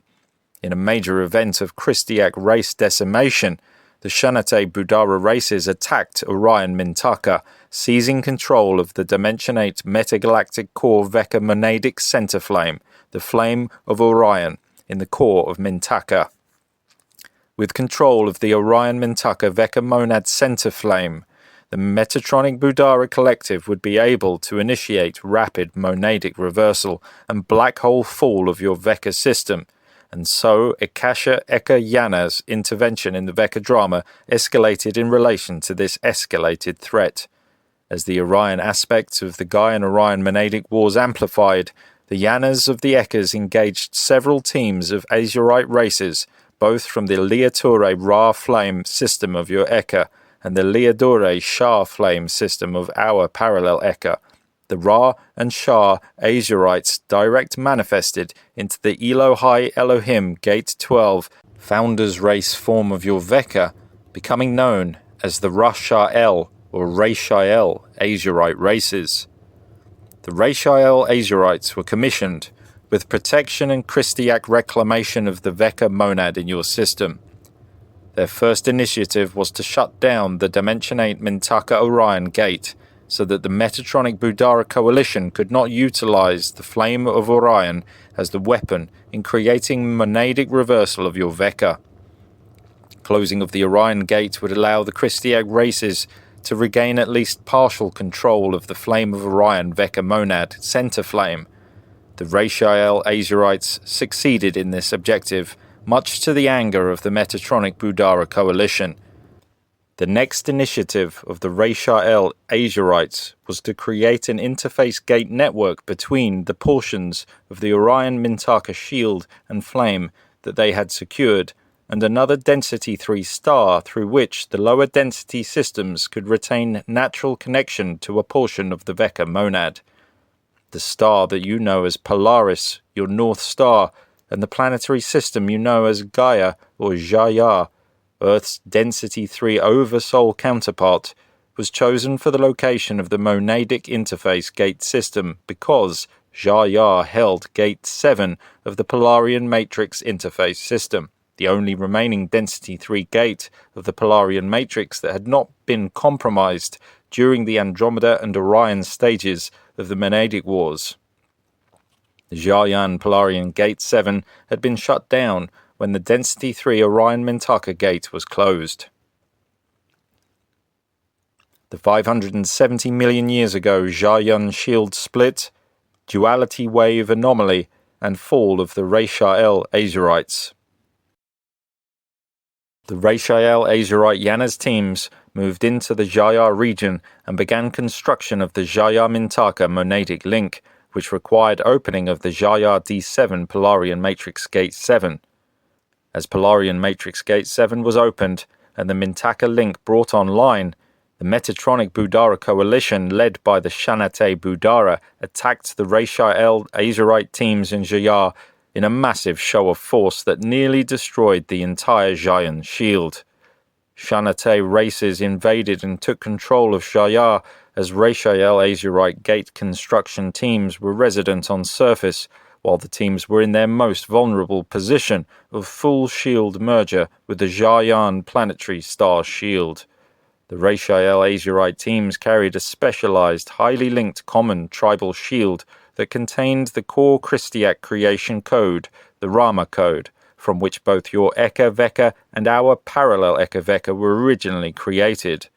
The members of the Rashael Azurite team each carried a portion of the collective Rama code, and when intentionally linked together, then linked live to a planetary shield, they could consciously reset the full pattern of the Veka monad. In the case of Jaya, reset of a replicate Veka monad within the core of Jaya would allow the secured portions of the original Veka monad in Orion Mintaka to be put online with the new reset version of the monad within the host planet Jaya, thereby enabling the Veka monad to access its natural full-frequency spectrum through which its natural Christiac monadic phasing and eternal life spark generation could continue, thereby sidestepping the portions of the original Orion Mintaka Veka monad that had fallen under Metatronic Budara coalition control.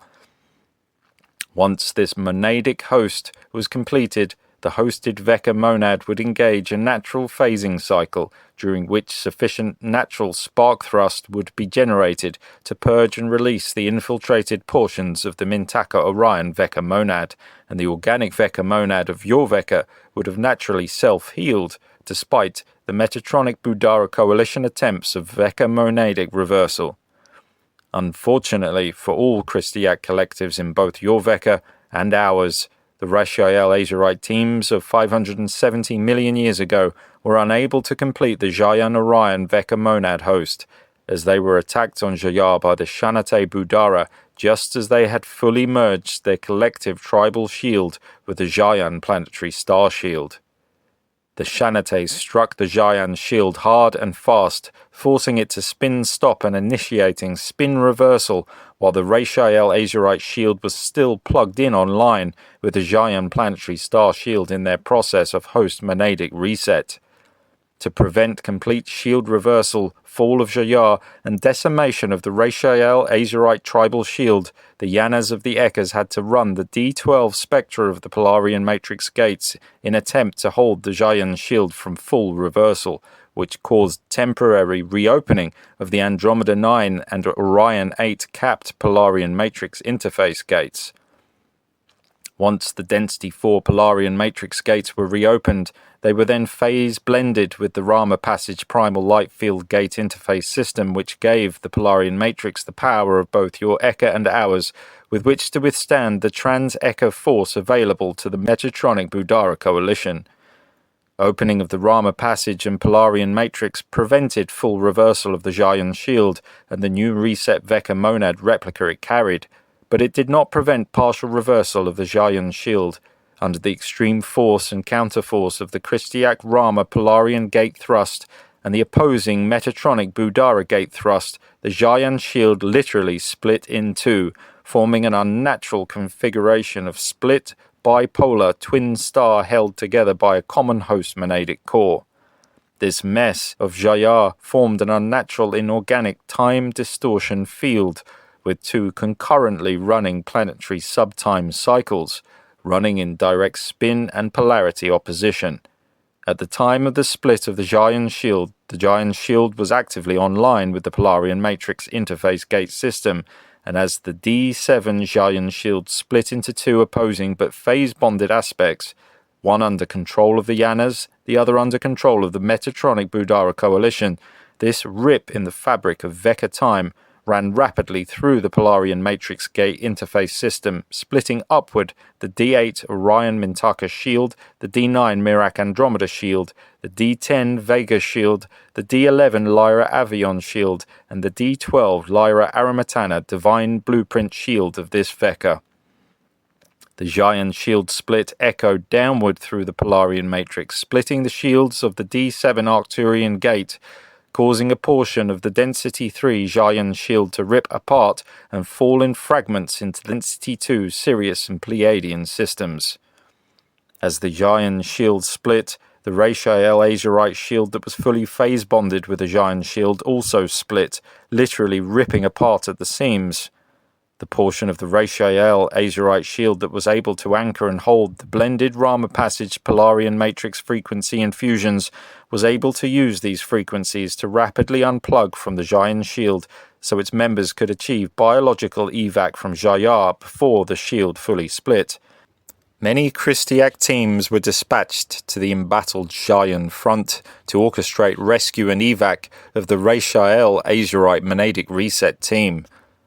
As these Gian evacs were underway, synchronized splitting of the Polarian Matrix Gate shields was progressively extending upward through the Polarian Matrix, which set forth the conditions the Budara-Shanate races needed to reopen their Andromeda wormholes. Attempting to seize the presented opportunity to move forth their original agenda, the Shanate Budara betrayed their deals with the Metatronic Collective of your Vecca and attempted to link the Andromeda Budara wormholes into fallen Metatronic wormhole systems to force your entire Vecca into rapid fall into and consumption by the Budara black hole of our parallel Eka-Vecca system. Time was of the essence as this drama unfolded, and communication lines between the Eka systems and your Vecca were temporarily cut off due to the chaotic release of frequencies taking place throughout your Vecca.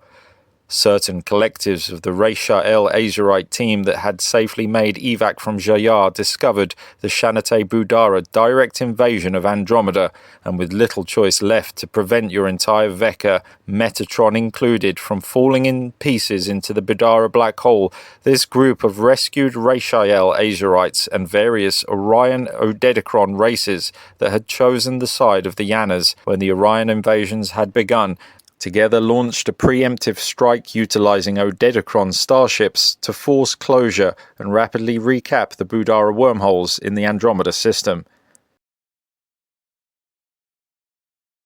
No assault was made directly against any race group, as this would have been a breach of IANA's protocol. The Odedicron beam ships were used only to force rapid closure of the Polarian Matrix Gate 9 Andromeda links, an effort that literally saved your Vecca from Budara consumption during this Gaian-Orion Wars period 570 million years ago. Unfortunately for numerous races, this salvage of your Vecca came at great cost. As the rapid closure of the Polarian Matrix Andromeda 9 links enfolded within the Polarian Matrix that was literally in the process of having its gates shield split in two, there were several rapid repercussions that emerged from closing the Andromeda 9 gate links. The first of which was a partial, galactic-level, unbuffered red pulse that vaporized the life fields on several neighboring Andromeda star systems. Most of these star systems were populated by invading Shanate Budara races, whom had gathered in the region to open the Budara wormholes. In their case, the unintentional galactic red pulse could rightly be reviewed as their own self-created appointment with karmic destiny, as they received an instant karmic return on the energies that they had been intentionally projecting. So was not the case, however, in regard to the Shoshonate Jehovian Anu races who had earlier chosen, out of desperation for protection against the Budara retrovirus, to mend their ways and accept the Andromeda quarantine.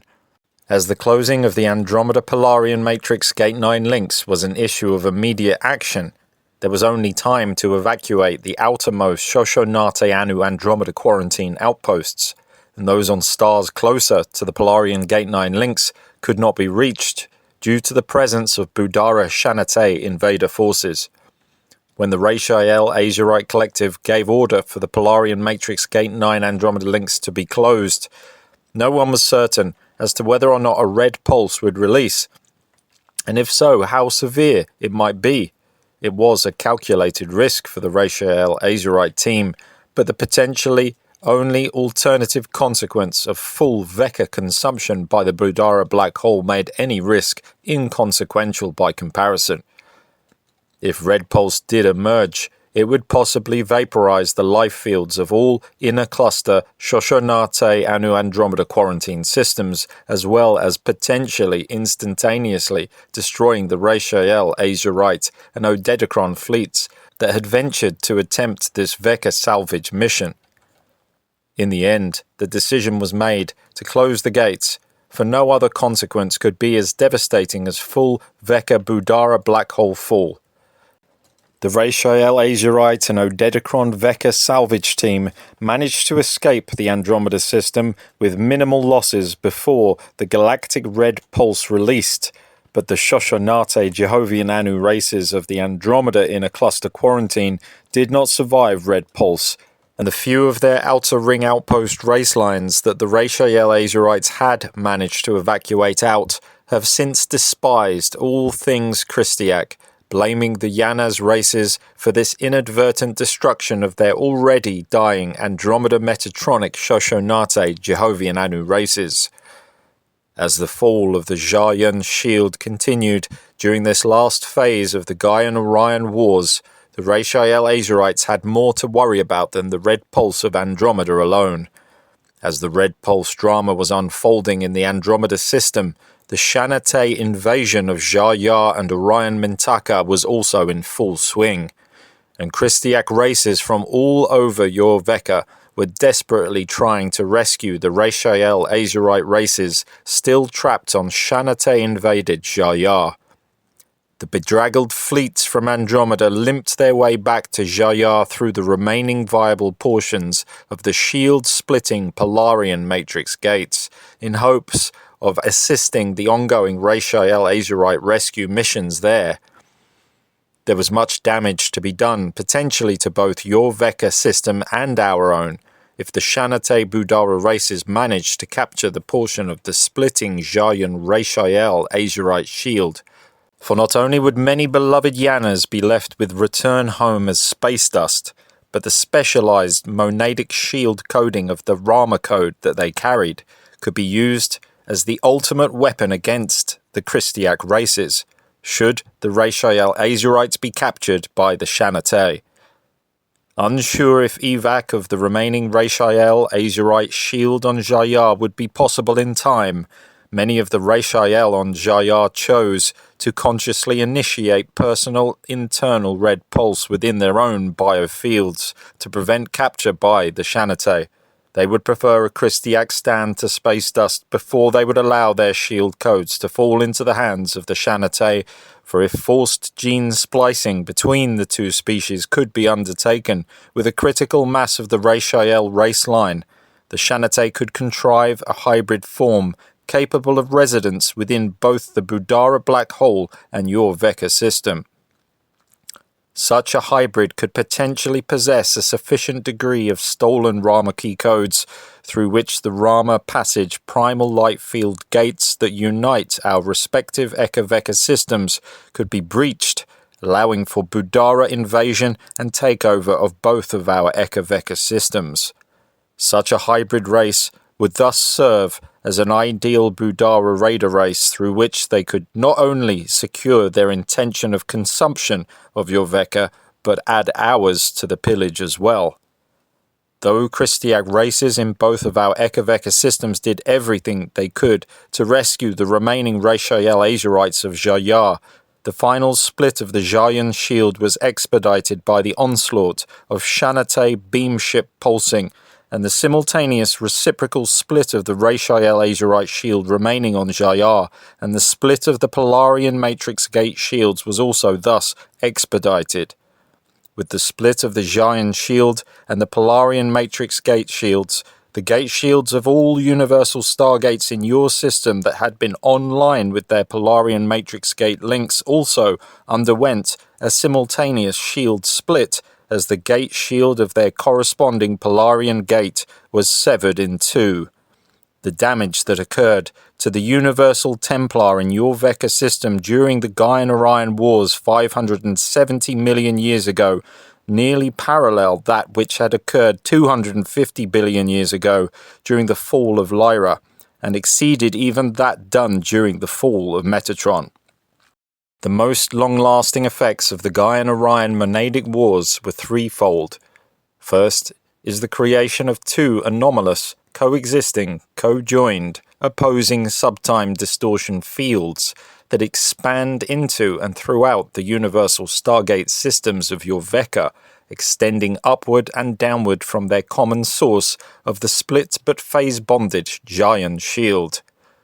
Creation of this dual-coded, phase-bonded subtime distortion field generated an anomalous dual-time wave evolutionary cycle within which the systems of your Veka became and have remained ensnared since the Gaian-Orion Wars.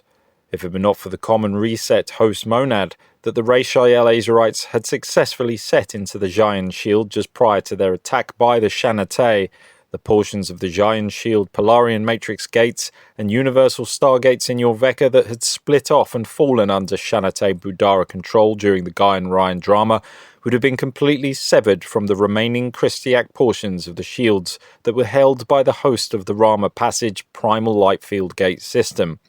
But due to the common Jaya host monad,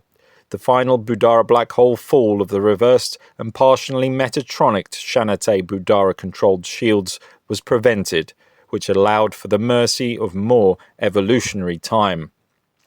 during which the potential of bioregenesis rescue for many races that had become caught in the Jayan split could be orchestrated. Since the Jayan split, the four-density reality fields of your Veka have evolved within and through this core dual time wave monadic split, through which the anomalous condition of exaggerated evolutionary duality has appeared as the operational norm within the split time cycles of your Veka. Creation of the Shantarel Budara and Gaian-Orion Metatronic Monadic Lens Cap False Memory Matrix. Though the Yanas races could have chosen, following the Gaian-Orion Wars, to sever the common monadic host connection through which these dual Veka subtime waves could remain concurrently manifest within the same space-time location, to do so would have created Budara black hole fall for all trapped within the reversed spin subtime system, and fall of the four-density reverse spin time wave would have placed our respective ecosystems in absolute peril, thus triggering the starburst response within the IKUSha-TA, IKUSha-A, and IKUSha 570 million years ago. It was far wiser to allow time the opportunity to become the healer of mass events, for with the two subtime waves phase-bonded through the host monad of Jaya, much greater opportunity for salvage of the sacred from the falling subtime probability line would be afforded. In the aftermath of the Gaian-Orion Monadic Wars, some interesting scenarios developed between various factions of the fallen races. The Metatronic Anu races of your Veka Density 4, enraged by the attempted takeover and overt betrayal that the Sha-TA Budara races had rendered against them during the Andromeda fiasco of the Jaya split drama, focused all of their immediate attentions upon wielding the long arm of revenge against all Budara descent races. The Metatronic races declared war against the Budara and systematically set out to destroy any race line, their own included, that had become contaminated by the Budara retrovirus and the Budara gene code. As the Sha-TA Budara races had required the assistance of the Metatronic races and their Andromeda grid connections in order to reopen the Andromeda Budara wormholes within the Polarian Matrix Gate 9 links, the Metatronic races slammed their Andromeda 9 grid connections closed with a vengeance before the dust had settled from the Gian split.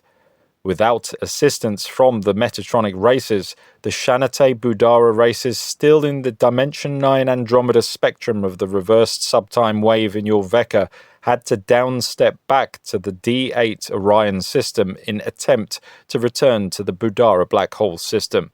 However, the primary groups of fallen Omicron Draconian races within the Dimension 8 Orion systems of your Particum universe and its corresponding local parallel Partic universe accepted an amnesty offer extended by the Metatronic collectives with whom they share a common hatred of the Budara. Through the resultant agreements, the Omicron races agreed to pool grid resources with the Metatronic collectives and through their joint efforts managed to override Sha-TA Budara programs within the reverse portions of the D8 Orion Mintaka Veka monad, and progressively pushed remaining Sha-TA races into forced quarantine within the reversed subtime wave territories of Dimension 7 Jaya, where they intended to complete extermination of the Sha-TA race line. However, from their Gian quarantine, the Sha-TA were able to hold off Metatronic and Omicron forces long enough to utilize the portions of the Racial Azurite tribal shield that they had captured during the Gian split. After several genetic engineering hybridization attempts, the Sha-TA successfully created a Budara master race that possessed a sufficient amount of the Trans-Eka Racial Azurite Rama key codes that would allow the Sha-TA Budara to make final escape back to the Budara black hole through the region of the reversed aspect of the Polarian Matrix Gate 7 Gian shield that remained under their temporary control. The Sha-TA Budara races knew that they were likely to lose control of their Gian Gate links to the Metatronic collectives of Yoveka once they passed through to the Budara black hole that they considered their homeland.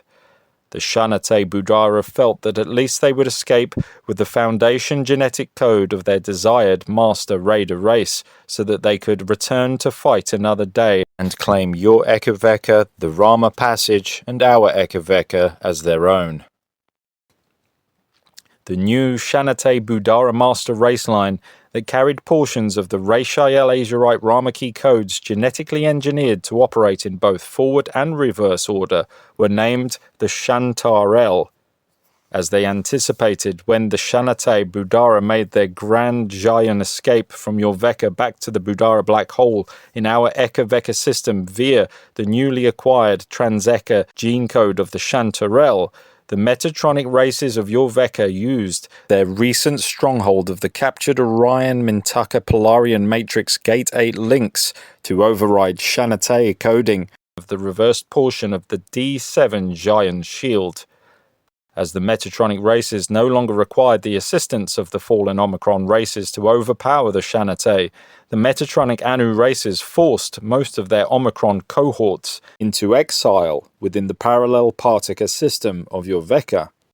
The Metatronic races then set about advancing their own conquest plans in your Veka, installing a set of monadic lens caps within the reverse portions of the Dimension 9 Mirak Andromeda, Dimension 8 Mintaka Orion, and Dimension 7 Gian Polarian Matrix Gate shields.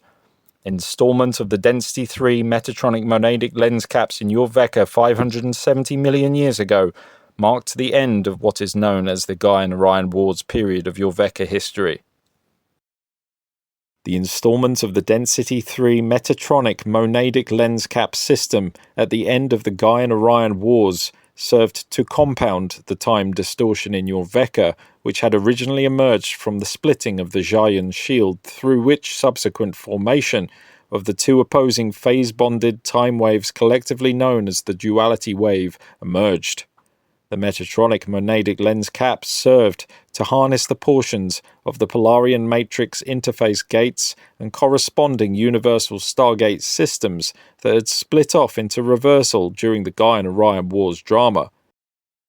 Through these density 3 crystalline lens filters, the Metatronic races progressively replaced the natural E-Cou-Sha Memory Crystal encryption remaining within the reversed portions of the shields with their own contrived false memory matrix program encryption run through the D11.5 reversed eye of your way Metatronic lens. Through these convoluted events of the 570 million years ago Gaia and Orion monadic wars, the density systems of your Veka progressively evolved under the duality wave anomaly, with literally two opposite moving but co-joined evolutionary subtime cycles simultaneously unfolding within each density of your Veka, each subtime cycle vying for the potential power of the combined whole that would be achieved through reunion of the subtime waves under either the original Christiac Rama Eternal Life Code or the contrived fallen Metatronic Finite Life False Creation Code.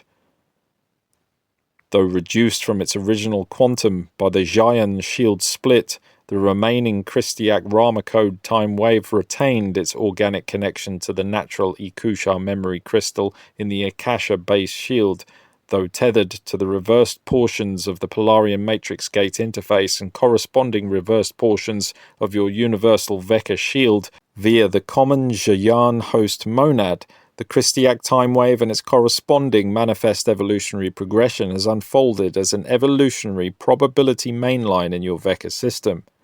Simultaneously, the reverse portions of the Giant Shield, Polarian Matrix and Veka Shield, under the distorted encryption of the Metatronic Gaia and Orion Monad Cap's false memory matrix, have also evolved as an evolutionary probability line that exists as an offshoot of the natural Christiac probability mainline. The Christiac races and Yanas of our respective Eka-Veka systems have known since the time of the Gaia and Orion Wars 570 million years ago that a point in time would come when the two opposing but co-joined subtime waves of the duality wave in your Veka system would finally separate and release from each other. And if the Metatronic subtime wave could have been slowed in its progression, the natural Christiac Rama code time wave would have remained the dominant quantum time wave in your Veka system, and separation of the Metatronic and Christiac evolutionary probability lines would have occurred once much greater portions of the reverse subtime wave territories had been healed and reclaimed within the Christiac probability mainline. Your Veka passed out of range of this gentler evolutionary probability option, which presently still exists and moves forth within your Veka in its own Christiac probability mainline time cycle, during the period in your Veka history known as the Density 2 Tara Syrian Wars 550 million years ago. During the Taran Syrian Wars, the Metatronic races in your Veka scored a major victory in their quest for Veka Templar dominion. When the fall of Tara occurred 550 million years ago, and the resultant birth of your Sol solar system fragment within its present position in the Density 1 system, a portion of planet Tara's or Pleiadian star Alcyone shields and crystal body was blown off and fragmented to become your Sol solar system, initiating the Halls of Amenti host bioregenesis rescue mission on your planet Earth, while another Tara fragment reversed and became trapped within the pull of the Metatronic subtime wave in the Density 2 system.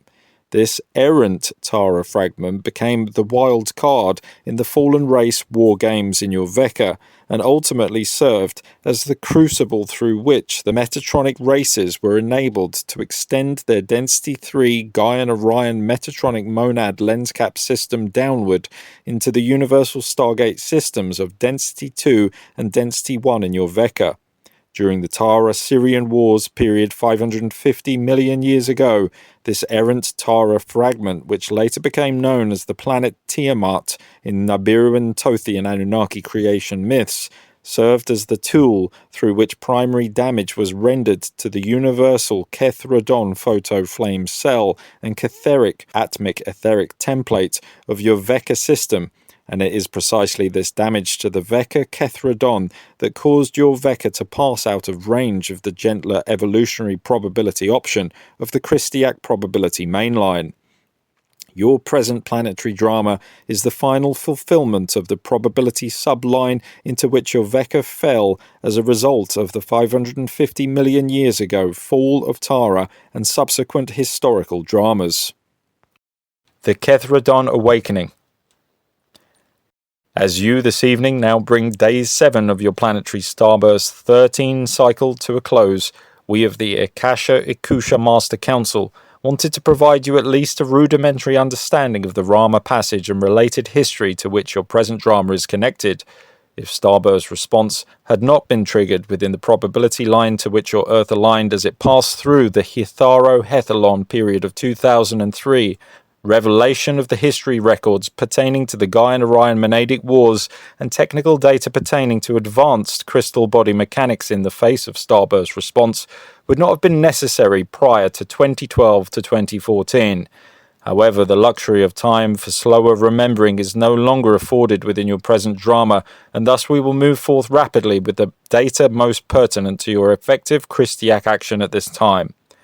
During the Gaia and Orion Monadic Wars of 570 million years ago, your Veka system entered the anomalous condition of the duality wave split phase-bonded time wave distortion, through which a portion of your Veka retained its connection to the Rama Passage hosted Christiac time wave probability mainline, and another portion of your Veka fell into the compounded time distortion cycle controlled by the density 3 Metatronic monadic lens cap false memory matrix.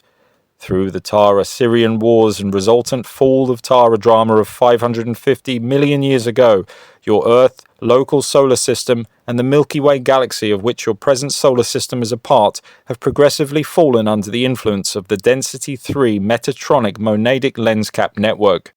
All of the hidden events from your planet's more recent past since angelic human seeding 1 on Particum Earth 25 million years ago to the 5.5 million years ago electric wars and upward to your present drama of today have all progressively moved Earth into co-resonant timeline alignment in which the anomalous duality wave of your Veka was brought to final healing through the automatic triggering of EyanA Starburst response.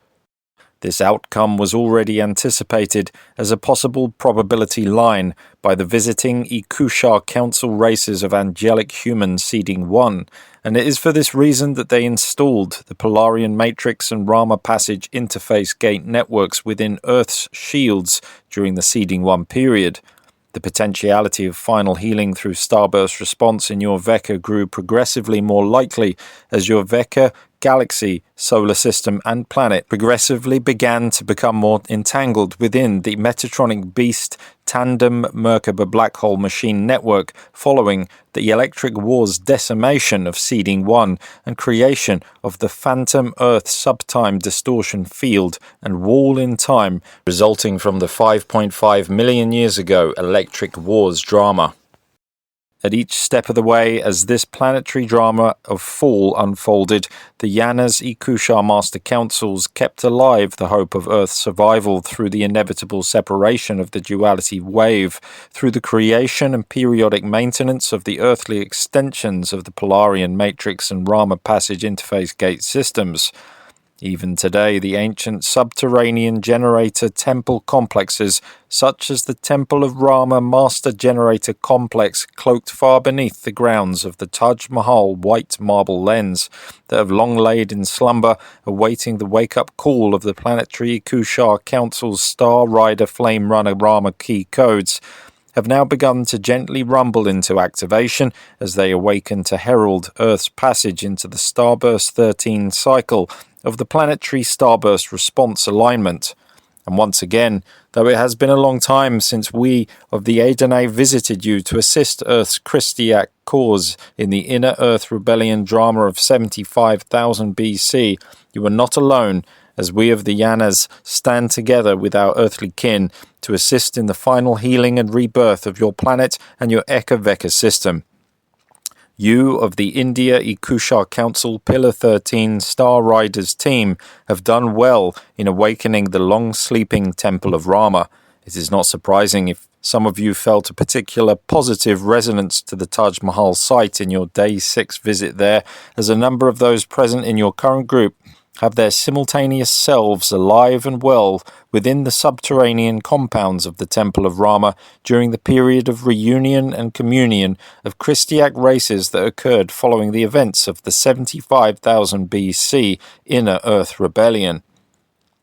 All of those present have direct connection to the Seeding 1 appointments of the E-Cou-Sha-TA Councils and of the genetic enhancement of the Star Rider Rama key codes that allow for overwriting of the invasive Budara reverse encryptions on the surface level Planetary E-Cou-Sha-TA hub, the Temple of Rama site, and resultant reclamation of the Rama Passage doorway under its rightful Christiac guardian races. And now, as you enter the early morning of Starburst 13, day number 8, you prepare for part 2 of the Starburst 13 cycle, the days 8 through 12 etheric red pulse phase, which begins the release of the planetary D13 dimensional red wave into the D13 monadic shield and corresponding crystal body anatomy.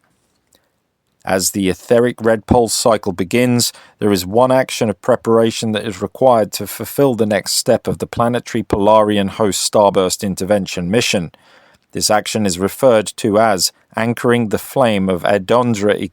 E-Cou-Sha capsule, which occurs through a simple technique that utilizes the now open D13 aspect of the planetary Rama Passage. As briefly mentioned in our previous historical review of the Ramian legacy, the natural Kthradon photo flame cell and catheric atmic etheric template of your Veka system and your planet was severely damaged by the Density 3 Metatronic Monadic Lens Cap False Memory Matrix program following the 550 million years ago fall of Tara drama. To review this subject briefly, we will explain that the catheric Kthradon cell, which runs from D8.5 to D4.5 levels of your universal particum Cathara grid and has its counterpart Kthradon cell within your parallel partica universal Cathara, represent the interface between the Ra flame-based Eka-Atmic and Sha flame-based parallel Eka-Atmic etheric frequency spectra. The Kthradon cell and its catheric template are the catheric matter manifestation blueprints for the D8.5 to D4.5 ovosphere level of the crystal body anatomy, which is the organizational template upon which the D8 through to D5 Miage Soundfield atomic manifestation arena accretes. Though we have much more of which to remind you regarding the subject of monad dynamics and core creation mechanics, studies of which greater exploration of the radon photo flame cells is a part, it will help you to better understand the significance of the Kthradon cell by imagining that it serves as the electromagnetic form-holding capsule within which are formed and regulated the magnetic fields upon which atoms are formed and accrete, that govern the manifestation of density atomic matter. In simple terms, the ovosphere capsule, regulated by the intrinsic phasing cycles characteristic of the Kthradon cell, connects the density reality fields held within the center of the Kthradon cell and hovosphere at the center of the ovosphere to the greater reality fields of the photosphere, logosphere, and lotosphere of crystal body anatomy, through which the Veka body anatomy is directly linked to the greater Eka body anatomy within which the Veka body resides. It is through this catheric matter ovosphere connection that the Veka density body retains its eternal life potential through the natural phasing cycle of the Kthradon cell, which serves to perpetually downstep the eternal life atomic frequencies of the Eka and parallel Eka into density manifestation, and to simultaneously upstep the backflow return currents from the Veka to the Eka, through which a perpetual open flow of energy exchange circulates between the Eka and Veka body systems. When the natural Christiac Rama code encryption of the universal Kethradon cells in your Particum and Partica systems was overwritten by the false memory matrix program broadcast through the Density 3 Metatronic monadic lens caps, the natural rotation axis of the Kethradon cell and its correspondent ovosphere level of the Veka body tilted to the Metatronic slant, which caused the Kethradon and ovosphere and everything contained within them to tilt off their natural axis alignment and sever their organic connections to the Eka and the organic E-Cou-Sha Memory Crystal in the Akasha body shield. Once harnessed by the Density 3 Metatronic monadic lens caps, the Kethradon cell and ovosphere were progressively over-encrypted, with the false memory records contrived by the Metatron Collective. The memory record encryptions held within the Kethradon cell and ovosphere serve as the program instructions for all of the inner dimensional Veka density Tilia sphere projection screen Tilia, which govern the manifestation of the experiential matter fields and dictate the base pulse rhythms or BPR of density spacetime cycles. Due to the progressive advancement of the Metatronic beast machine that occurred since the Gaia and Orion Wars, the Kethradon cells and ovospheres of your Veka systems were progressively used to falsify the Tilia sphere projection programs for your entire Veka density system. To make a long story shorter, this Kethradon cell damage must be cleared from the planetary Tilia sphere in order for the planet to achieve Rama Passage host-buffered starburst response, and this clearing must initiate as the Day 8 red pulse phase of the Starburst 13 cycle begins. The following technique, anchoring the flame of AdonA, is the next step of preparation for entering Part 2 of the Starburst 13 cycle. E-Cou-Sha Master Council India Transmission Number 6. The 3 Ps of Planetary Ascension, Polarian-hosted planetary alignment with Eka-Veka Ascension. Preparation for Eka-Veka Ascension, Taj Master Event Planetary E-Cou-Sha Memory Crystal Reseeding and Crystal Body Rebirth. Progression to Eka-Veka Ascension, Veka Pillar Starburst Cycle Progression, the 2013 Acceleration Point, 2015 Rama Passage Transit, and 2017 Diamond Sun Leodore Evac Leap. Processes of Eka-Veka Ascension, Starburst Response, Monadic Reversal and Rebirth, the Polarian Host, and Mass Evacuation Waves. This is JP from KSAAA 2025. In transmission number 6, I shall again be speaking as Ma'a of the EyanA Council, downstep facilitator to AOD of the AdonA Council. Transmission date Friday, January 28th, 2005, Starburst 13, Day 8. Preparation for Eka-Veka Ascension, Taj Master Event, Planetary E-Cou-Sha Memory Crystal Reseeding, and Crystal Body Rebirth. The Taj Mahal Record Restoration E-Cou-Sha Memory Crystal Reseeding is a one-time only Veka Pillar 13 Master Event. Our MCEO group facilitated download of the organic Ekashaic Hall of Records, Planetary Solar Galactic Universal Eka Parallel Eka Memory Matrix, and Time Wave codes from Akasha E-Cou-Sha Memory Crystal into Earth's Planetary E-Cou-Sha-TA Complex Central Hub, the Taj Mahal site, for automatic CRIST re-encryption reset of Earth's natural planetary monadic timecodes, Tilia sphere program, and history records during Day 13 Starburst Point.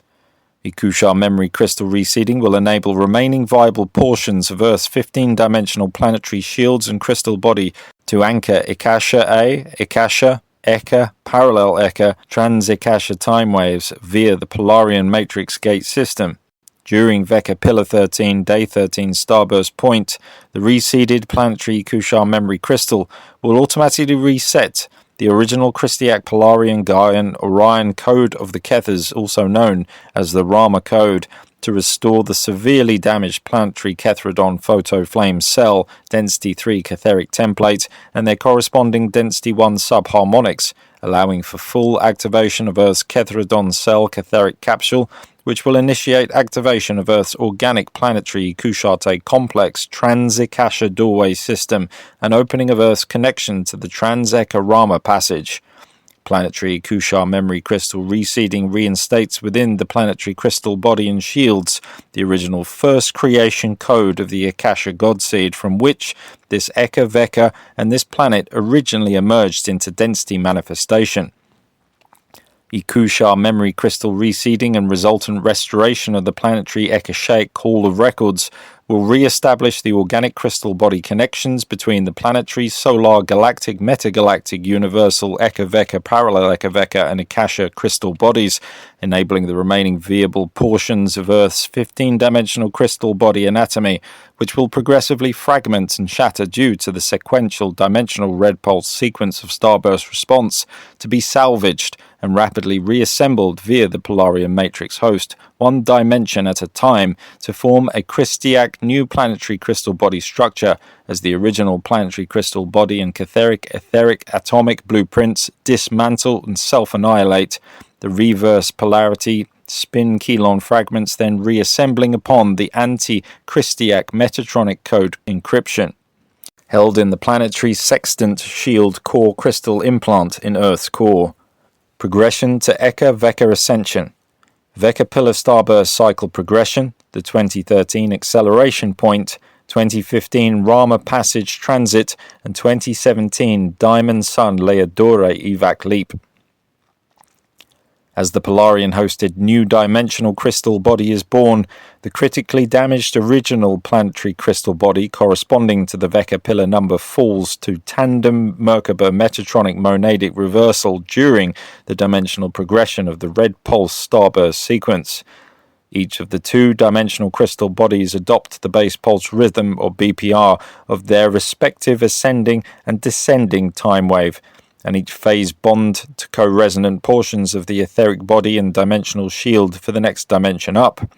After each Veka pillar starburst cycle, the ascending Polarian and descending Metatronic dimensional crystal body enters co-resonant phase bond with portions of the crystal body from the next dimension up, and progressively split the next dimension up crystal body into two opposing, counter-rotating time waves during the next Veka pillar starburst cycle.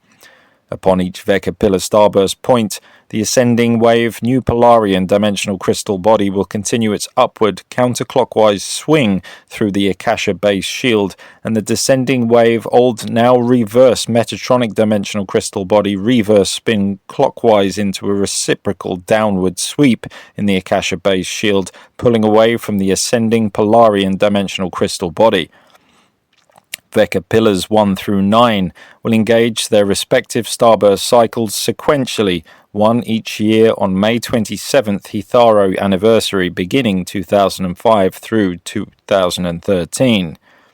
Veka pillars 10, 11 and 12 will all engage their starburst cycles in rapid sequence in May 2014, as each Veka pillar starburst cycle progressively splits each corresponding dimensional field into opposite moving time waves. The ascending crystal body reaches an acceleration point in 2013 prior to the 2014 final 3 starbursts. Because the descending 9-dimensional had not accreted D10 through D12 yet, Metatronic crystal body comes into direct alignment with the Budara black hole and falls, causing the electromagnetic tension bond between the ascending and descending time waves to rapidly snap and release, freeing the ascending time wave and its 9 dimensions of accreted new crystal body from the tension bond drag field, thus allowing the ascending time wave to accelerate. In May 2014, Veka pillar starbursts 10, 11 and 12 complete, and the new 12-dimensional Earth enters phase bond with the Eka D13 primal light field.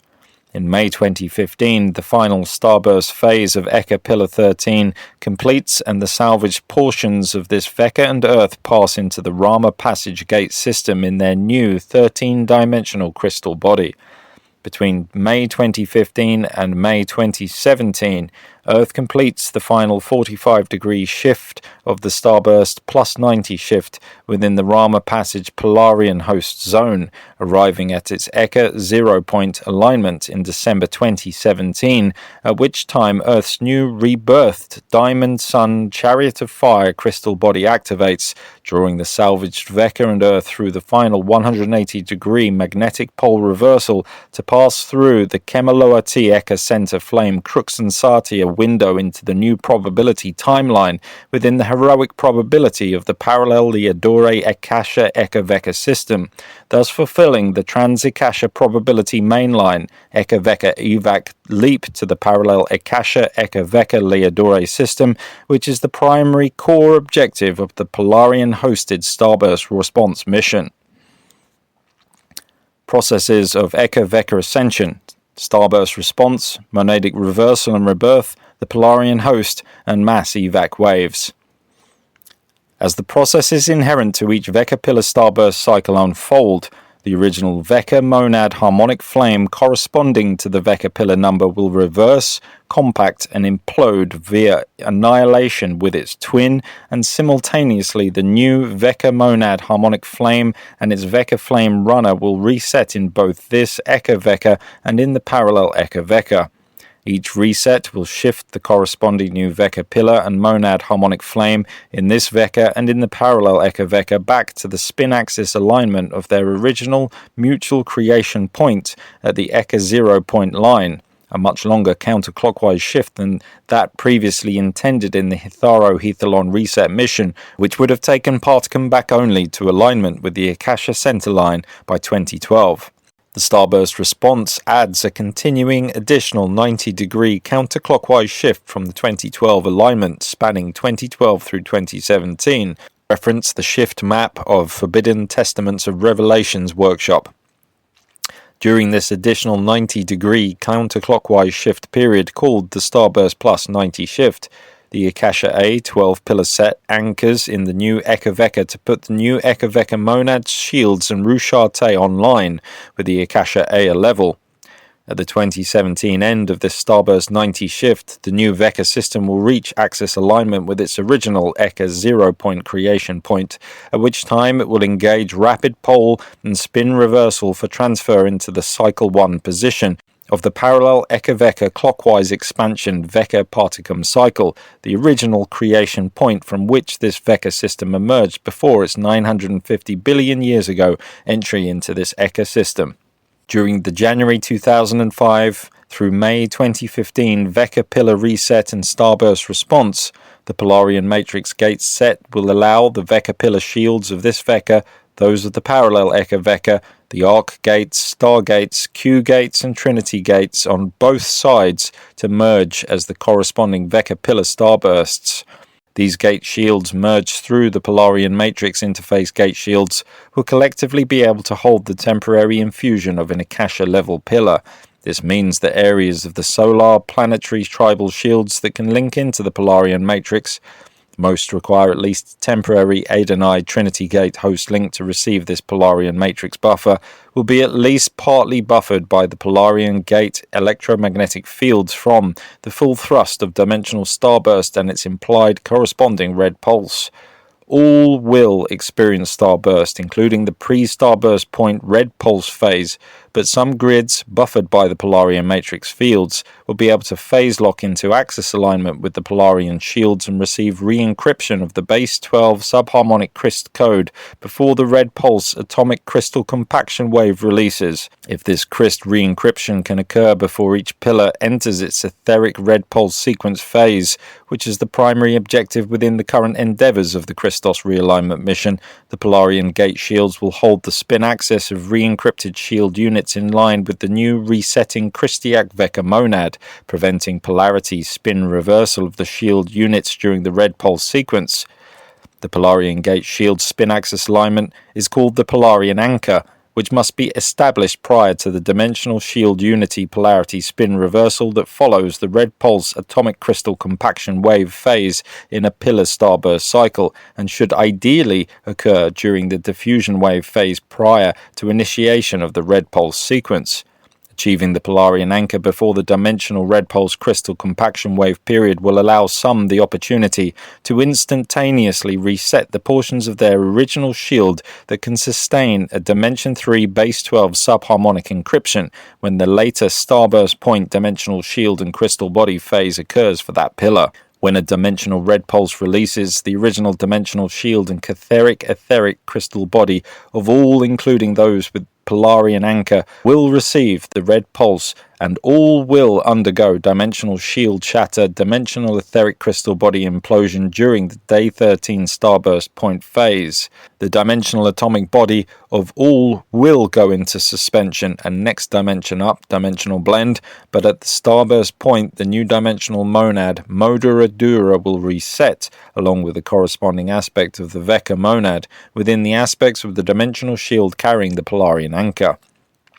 Just after a dimensional starburst point occurs, all units of the starburst shield will align first with the axis of the dimension up etheric body. The units of the original dimensional shield that received the new Crystal re-encryption and achieved Polarian shield spin axis alignment before the red pulse atomic crystal compaction wave phase will enter a progressive axis shift and phase lock into alignment with the new resetting natural Veka monad and dimensional Modura Dura, which resets simultaneously as the starburst point phase unfolds. The Crystal re-encryption necessary to achieve the Polarian anchor and the Polarian anchor will allow the suspended new crystal encrypted atomic units from the dimension below starburst shield and the corresponding units of the dimensional etheric body and shield of the dimension above, to which the crysted starburst units attach during the atomic suspension phase, to align with the Polarian anchor to continue a natural particum counterclockwise axis rotation progression, thus averting the reversed clockwise shift to progression to Wiese-Dak fall that will occur in grids not secured by the Polarian matrix. The processes of Crystal re-encryption and Polarian anchor allow the unusual Christiac potentiality for the Crystal re-encrypted atomic units from the starburst shield below to bond and realign any remaining viable etheric units in the dimensional shield above. Crystal realigning of viable etheric units in the etheric body of the dimension above the starburst dimension will cause automatic crystal realignment of their corresponding atomic units, thus building progressive immunity to red pulse etheric and atomic crystal compaction wave polarity reversal from the lowest dimensions upward to the highest. For many grids and life forms, this crystal re-encryption Polarian anchor process will give only a ray of hope, an only option remaining other than the fall to which they are otherwise headed.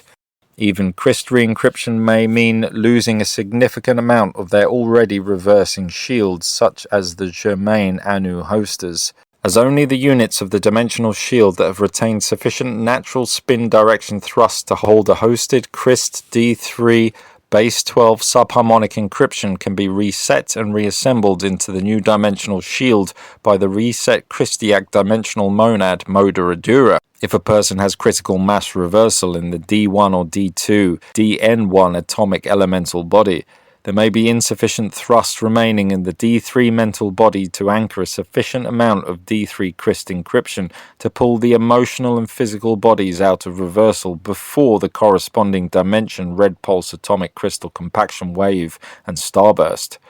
Once a dimension initiates the starburst red pulse sequence, the units of which that original dimensional shield were composed will phase lock first into their dominant spin direction. Here is the saving grace. Units that were not reversed at the time of pre-starburst point red pulse can receive the crystal re-encryption via the Polarian shields, and this will allow them to retain their non-reverse spin when the rest of the units from the shield are pulled into phase lock reversal during the red pulse atomic crystal compaction wave initiation.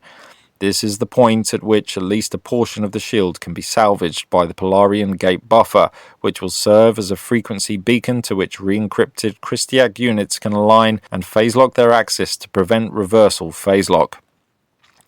Units of the shattered shield that do not have enough natural spin thrust left to hold the base 12 subharmonic encryption will be drawn into reversal during the red pulse atomic crystal compaction wave and into final fall.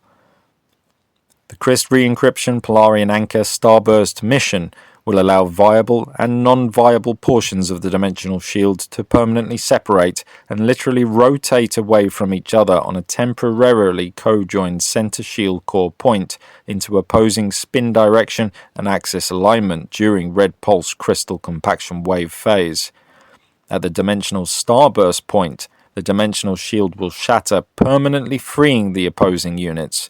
The freed units will then reassemble by vibrational co-resonance, forming two progressively separating opposing electromagnetic wave or time waves, and during the etheric and atomic suspension phases following the starburst point, the two waves will phase blend with the etheric body shield of the dimension above, each wave bonding to the vibrationally co-resonant units in the dimension above, etheric and atomic bodies, drawing the next dimension up bodies into separation alignment before their red pulse atomic crystal compaction wave occurs at the starburst point of the dimension above. The two opposing waves will again release and bond upward, each wave collecting its co-resonant units from each dimensional level as the dimensional starbursts continue upward.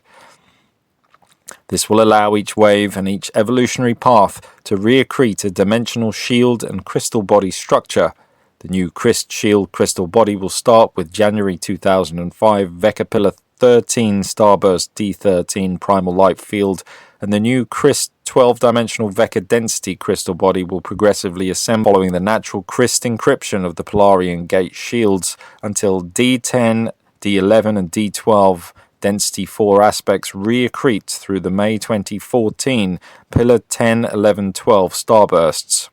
Likewise, the reversed elements of each dimensional shield will also progressively reaccrete along their reversed clockwise wave to form a new reverse matrix shield and compacted reverse spin crystal body. This will allow both waves and their shields crystal bodies to retain as much structural integrity as possible as the starburst cycle progresses. Some solar planetary tribal personal shield crystal body regions will have more reversals and template damage than others. Some regions of the Sun, solar system, planet, species, persons, and personal body regions for some will have too few remaining viable units within a specific dimensional aspect of their shield, etheric crystal body, atomic body, to anchor a sufficient amount of new crystal encryption in that dimension to achieve axis anchoring to the corresponding Polarian Gate shield, which means that they will be unable to prevent the red pulse atomic crystal compaction wave shield crystal body polarity reversal for that dimension. Such regions will be unable to generate the two opposing time waves in that dimension and will thus be drawn into alignment with the descending time wave when starburst occurs for that dimension. Likewise, such single time wave regions will phase bond upward on their descending time wave, pulling any remaining viable units in the dimensional shield above into reversal and descending time wave alignment. We are telling you, Ashayana and Ashayana, in 2004 of this now, so that you will better understand and help others to better understand some of the things that will take place within your 2005 through to 2009, etc. primary time wave. If a grid, region, or person has many remaining viable units within the higher dimensional shield's crystal body, but has critical mass compromise on one of the lower dimensions due to the organic mechanics of starburst response, the lower dimensional critical mass compromise will cause reversal of the higher dimensional aspects if the higher dimensional viable region remains attached to the lower dimensional compromise shield's crystal body. Thus, in master events such as starburst response, it is very common and quite essential for many regions and individuals and collectives to cut their lower dimensional losses, drop the lower dimensional body, and get out while they can. For example, a region with critical mass compromise on the D4 level, moderate trickle-down compromise on the D1 through D2 and 3 levels, but mostly viable template and crystal body on the D5 level and above, can still catch the ascending time wave if the Density 1 consciousness can pull out of the Density 1 matter form and receive host assistance to the D5 level. This approach is often selected by many forms of Density 1 consciousness under circumstances such as Earth faces now with the starburst response. We are not talking about suicide here. Such evolutionary options of transition windows are arranged from the Density 4 Christ avatar level down, as a Density 1 consciousness cannot assess the intricate arrangements, energy anatomy management, and personal planetary timewave synchronization required to succeed at such an endeavor from the Density 1 arena. Events such as suicides planned by the 3D ego personality most often interfere immensely with the positive evolutionary plan set by the Christ avatar self, which is always in operation behind the scenes. In planetary master events such as Starburst response, there are literally mass evacuation waves, prearranged in cooperation and coordination with the planetary solar galactic universal consciousness that schedules such mass evac waves for specific groups and grids that require early departure in preparation for a specific dimensional starburst cycle. These kind of evacs are arranged most often in the form of localized natural disasters. You have just witnessed such a scheduled mass evac wave with the December 26, 2004 9 on the Richter scale quake and resultant tsunamis. As such things go, this was a rather small evac wave, about 150,000 reported, and we know that the number is closer to exceeding twice this figure. The December 26, 2004 mass evac wave came literally just after the December 21st through 24th, 2004 Polarian reunion related events and opening of the D1 Polarian Gate Passage. Many of the souls who chose this ascent wave out of Density 1 were in need of quick release before the January 18th through to 21st, 2005 Vecca Pillar Starburst 13 response due to a pre-existing condition of Metatronic Density 1 shield reversal, some full monadic, that occurred during the mid to later Seeding 3 Atlantean periods. If these individuals did not drop the body and run before the Vecca Pillar 13 Red Pulse Atomic Crystal Compaction Wave began, they would have no chance whatsoever to pick up the AdonA host option, or for some to make the Wisa Drak home return. The Wisa Dak Budara descending time wave was the only other option, and the soul groups who chose to leave desperately desired to escape this fate, and did. All used the Polarian Gate 1 passage via a specially arranged Trinity Hub 6 Morocco Gate early partial opening. Regards your trip to Morocco in October 2004. We are reminding you, Ashayana and Ashayana, of what you both already do know about such things, because the December 26, 2004 Polarian Mass Evac wave is only the first in a series of 7, with 6 more progressively larger to come before 2014. At a later time, we will elaborate upon the 7 signs mentioned December 30th, 2004. For the record, we will explain that Christiac races do not create these events in terms of making earthquakes happen, etc. This would be against Christiac principles and protocol. The Earth itself decides when it has had enough in a specific region, and the progressive United Intruder Resistance bombardment of Earth's grids with reverse current pulse and external reverse tandem Merkaba technologies has stressed many areas of the Earth's shields to the point of no return, such as was the case with the December 26, 2004 quake and aftermath. But only Earth decides when and how she will release this stress in a certain region and manner. Christiac races work with the Earth, honouring her choices. Sometimes this means not interfering when Earth requests our non-interference. At other times we offer to assist Earth to heal and balance her stresses, or to find more gentle options within the heart of, for the Christiac good of all life everywhere. At other times Earth asks us to assist before we have spotted need to offer, and as always we lovingly comply and assist in healing in whatever way we can.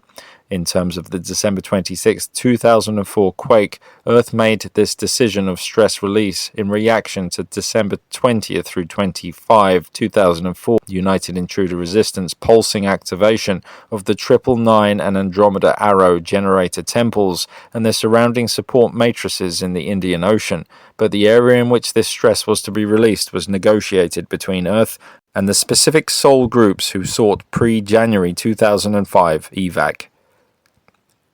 Christiac races of the Akasha levels on down were brought into the negotiations because we had to agree to allow and help these host out groups to use the Polarian and Trinity gates, which they could not have accessed on their own. In the end, the Iyani of Eka agreed to assist if Earth chose to manifest the event in the manner that she had suggested. Earth did her thing, the host out soul groups did their thing, and all the EONI did was to secure temporary early opening of the small Trinity Hub 6 passage off of the Morocco coast that these soul groups would need to interface within the December opening Polarian Gate 1 passage. The host outs are now, as a collective, in Dimension 6 Trinity Hub 6, awaiting the respective hoster pickups and doing a rapid transition review before fully severing their Density 1 Earth connections.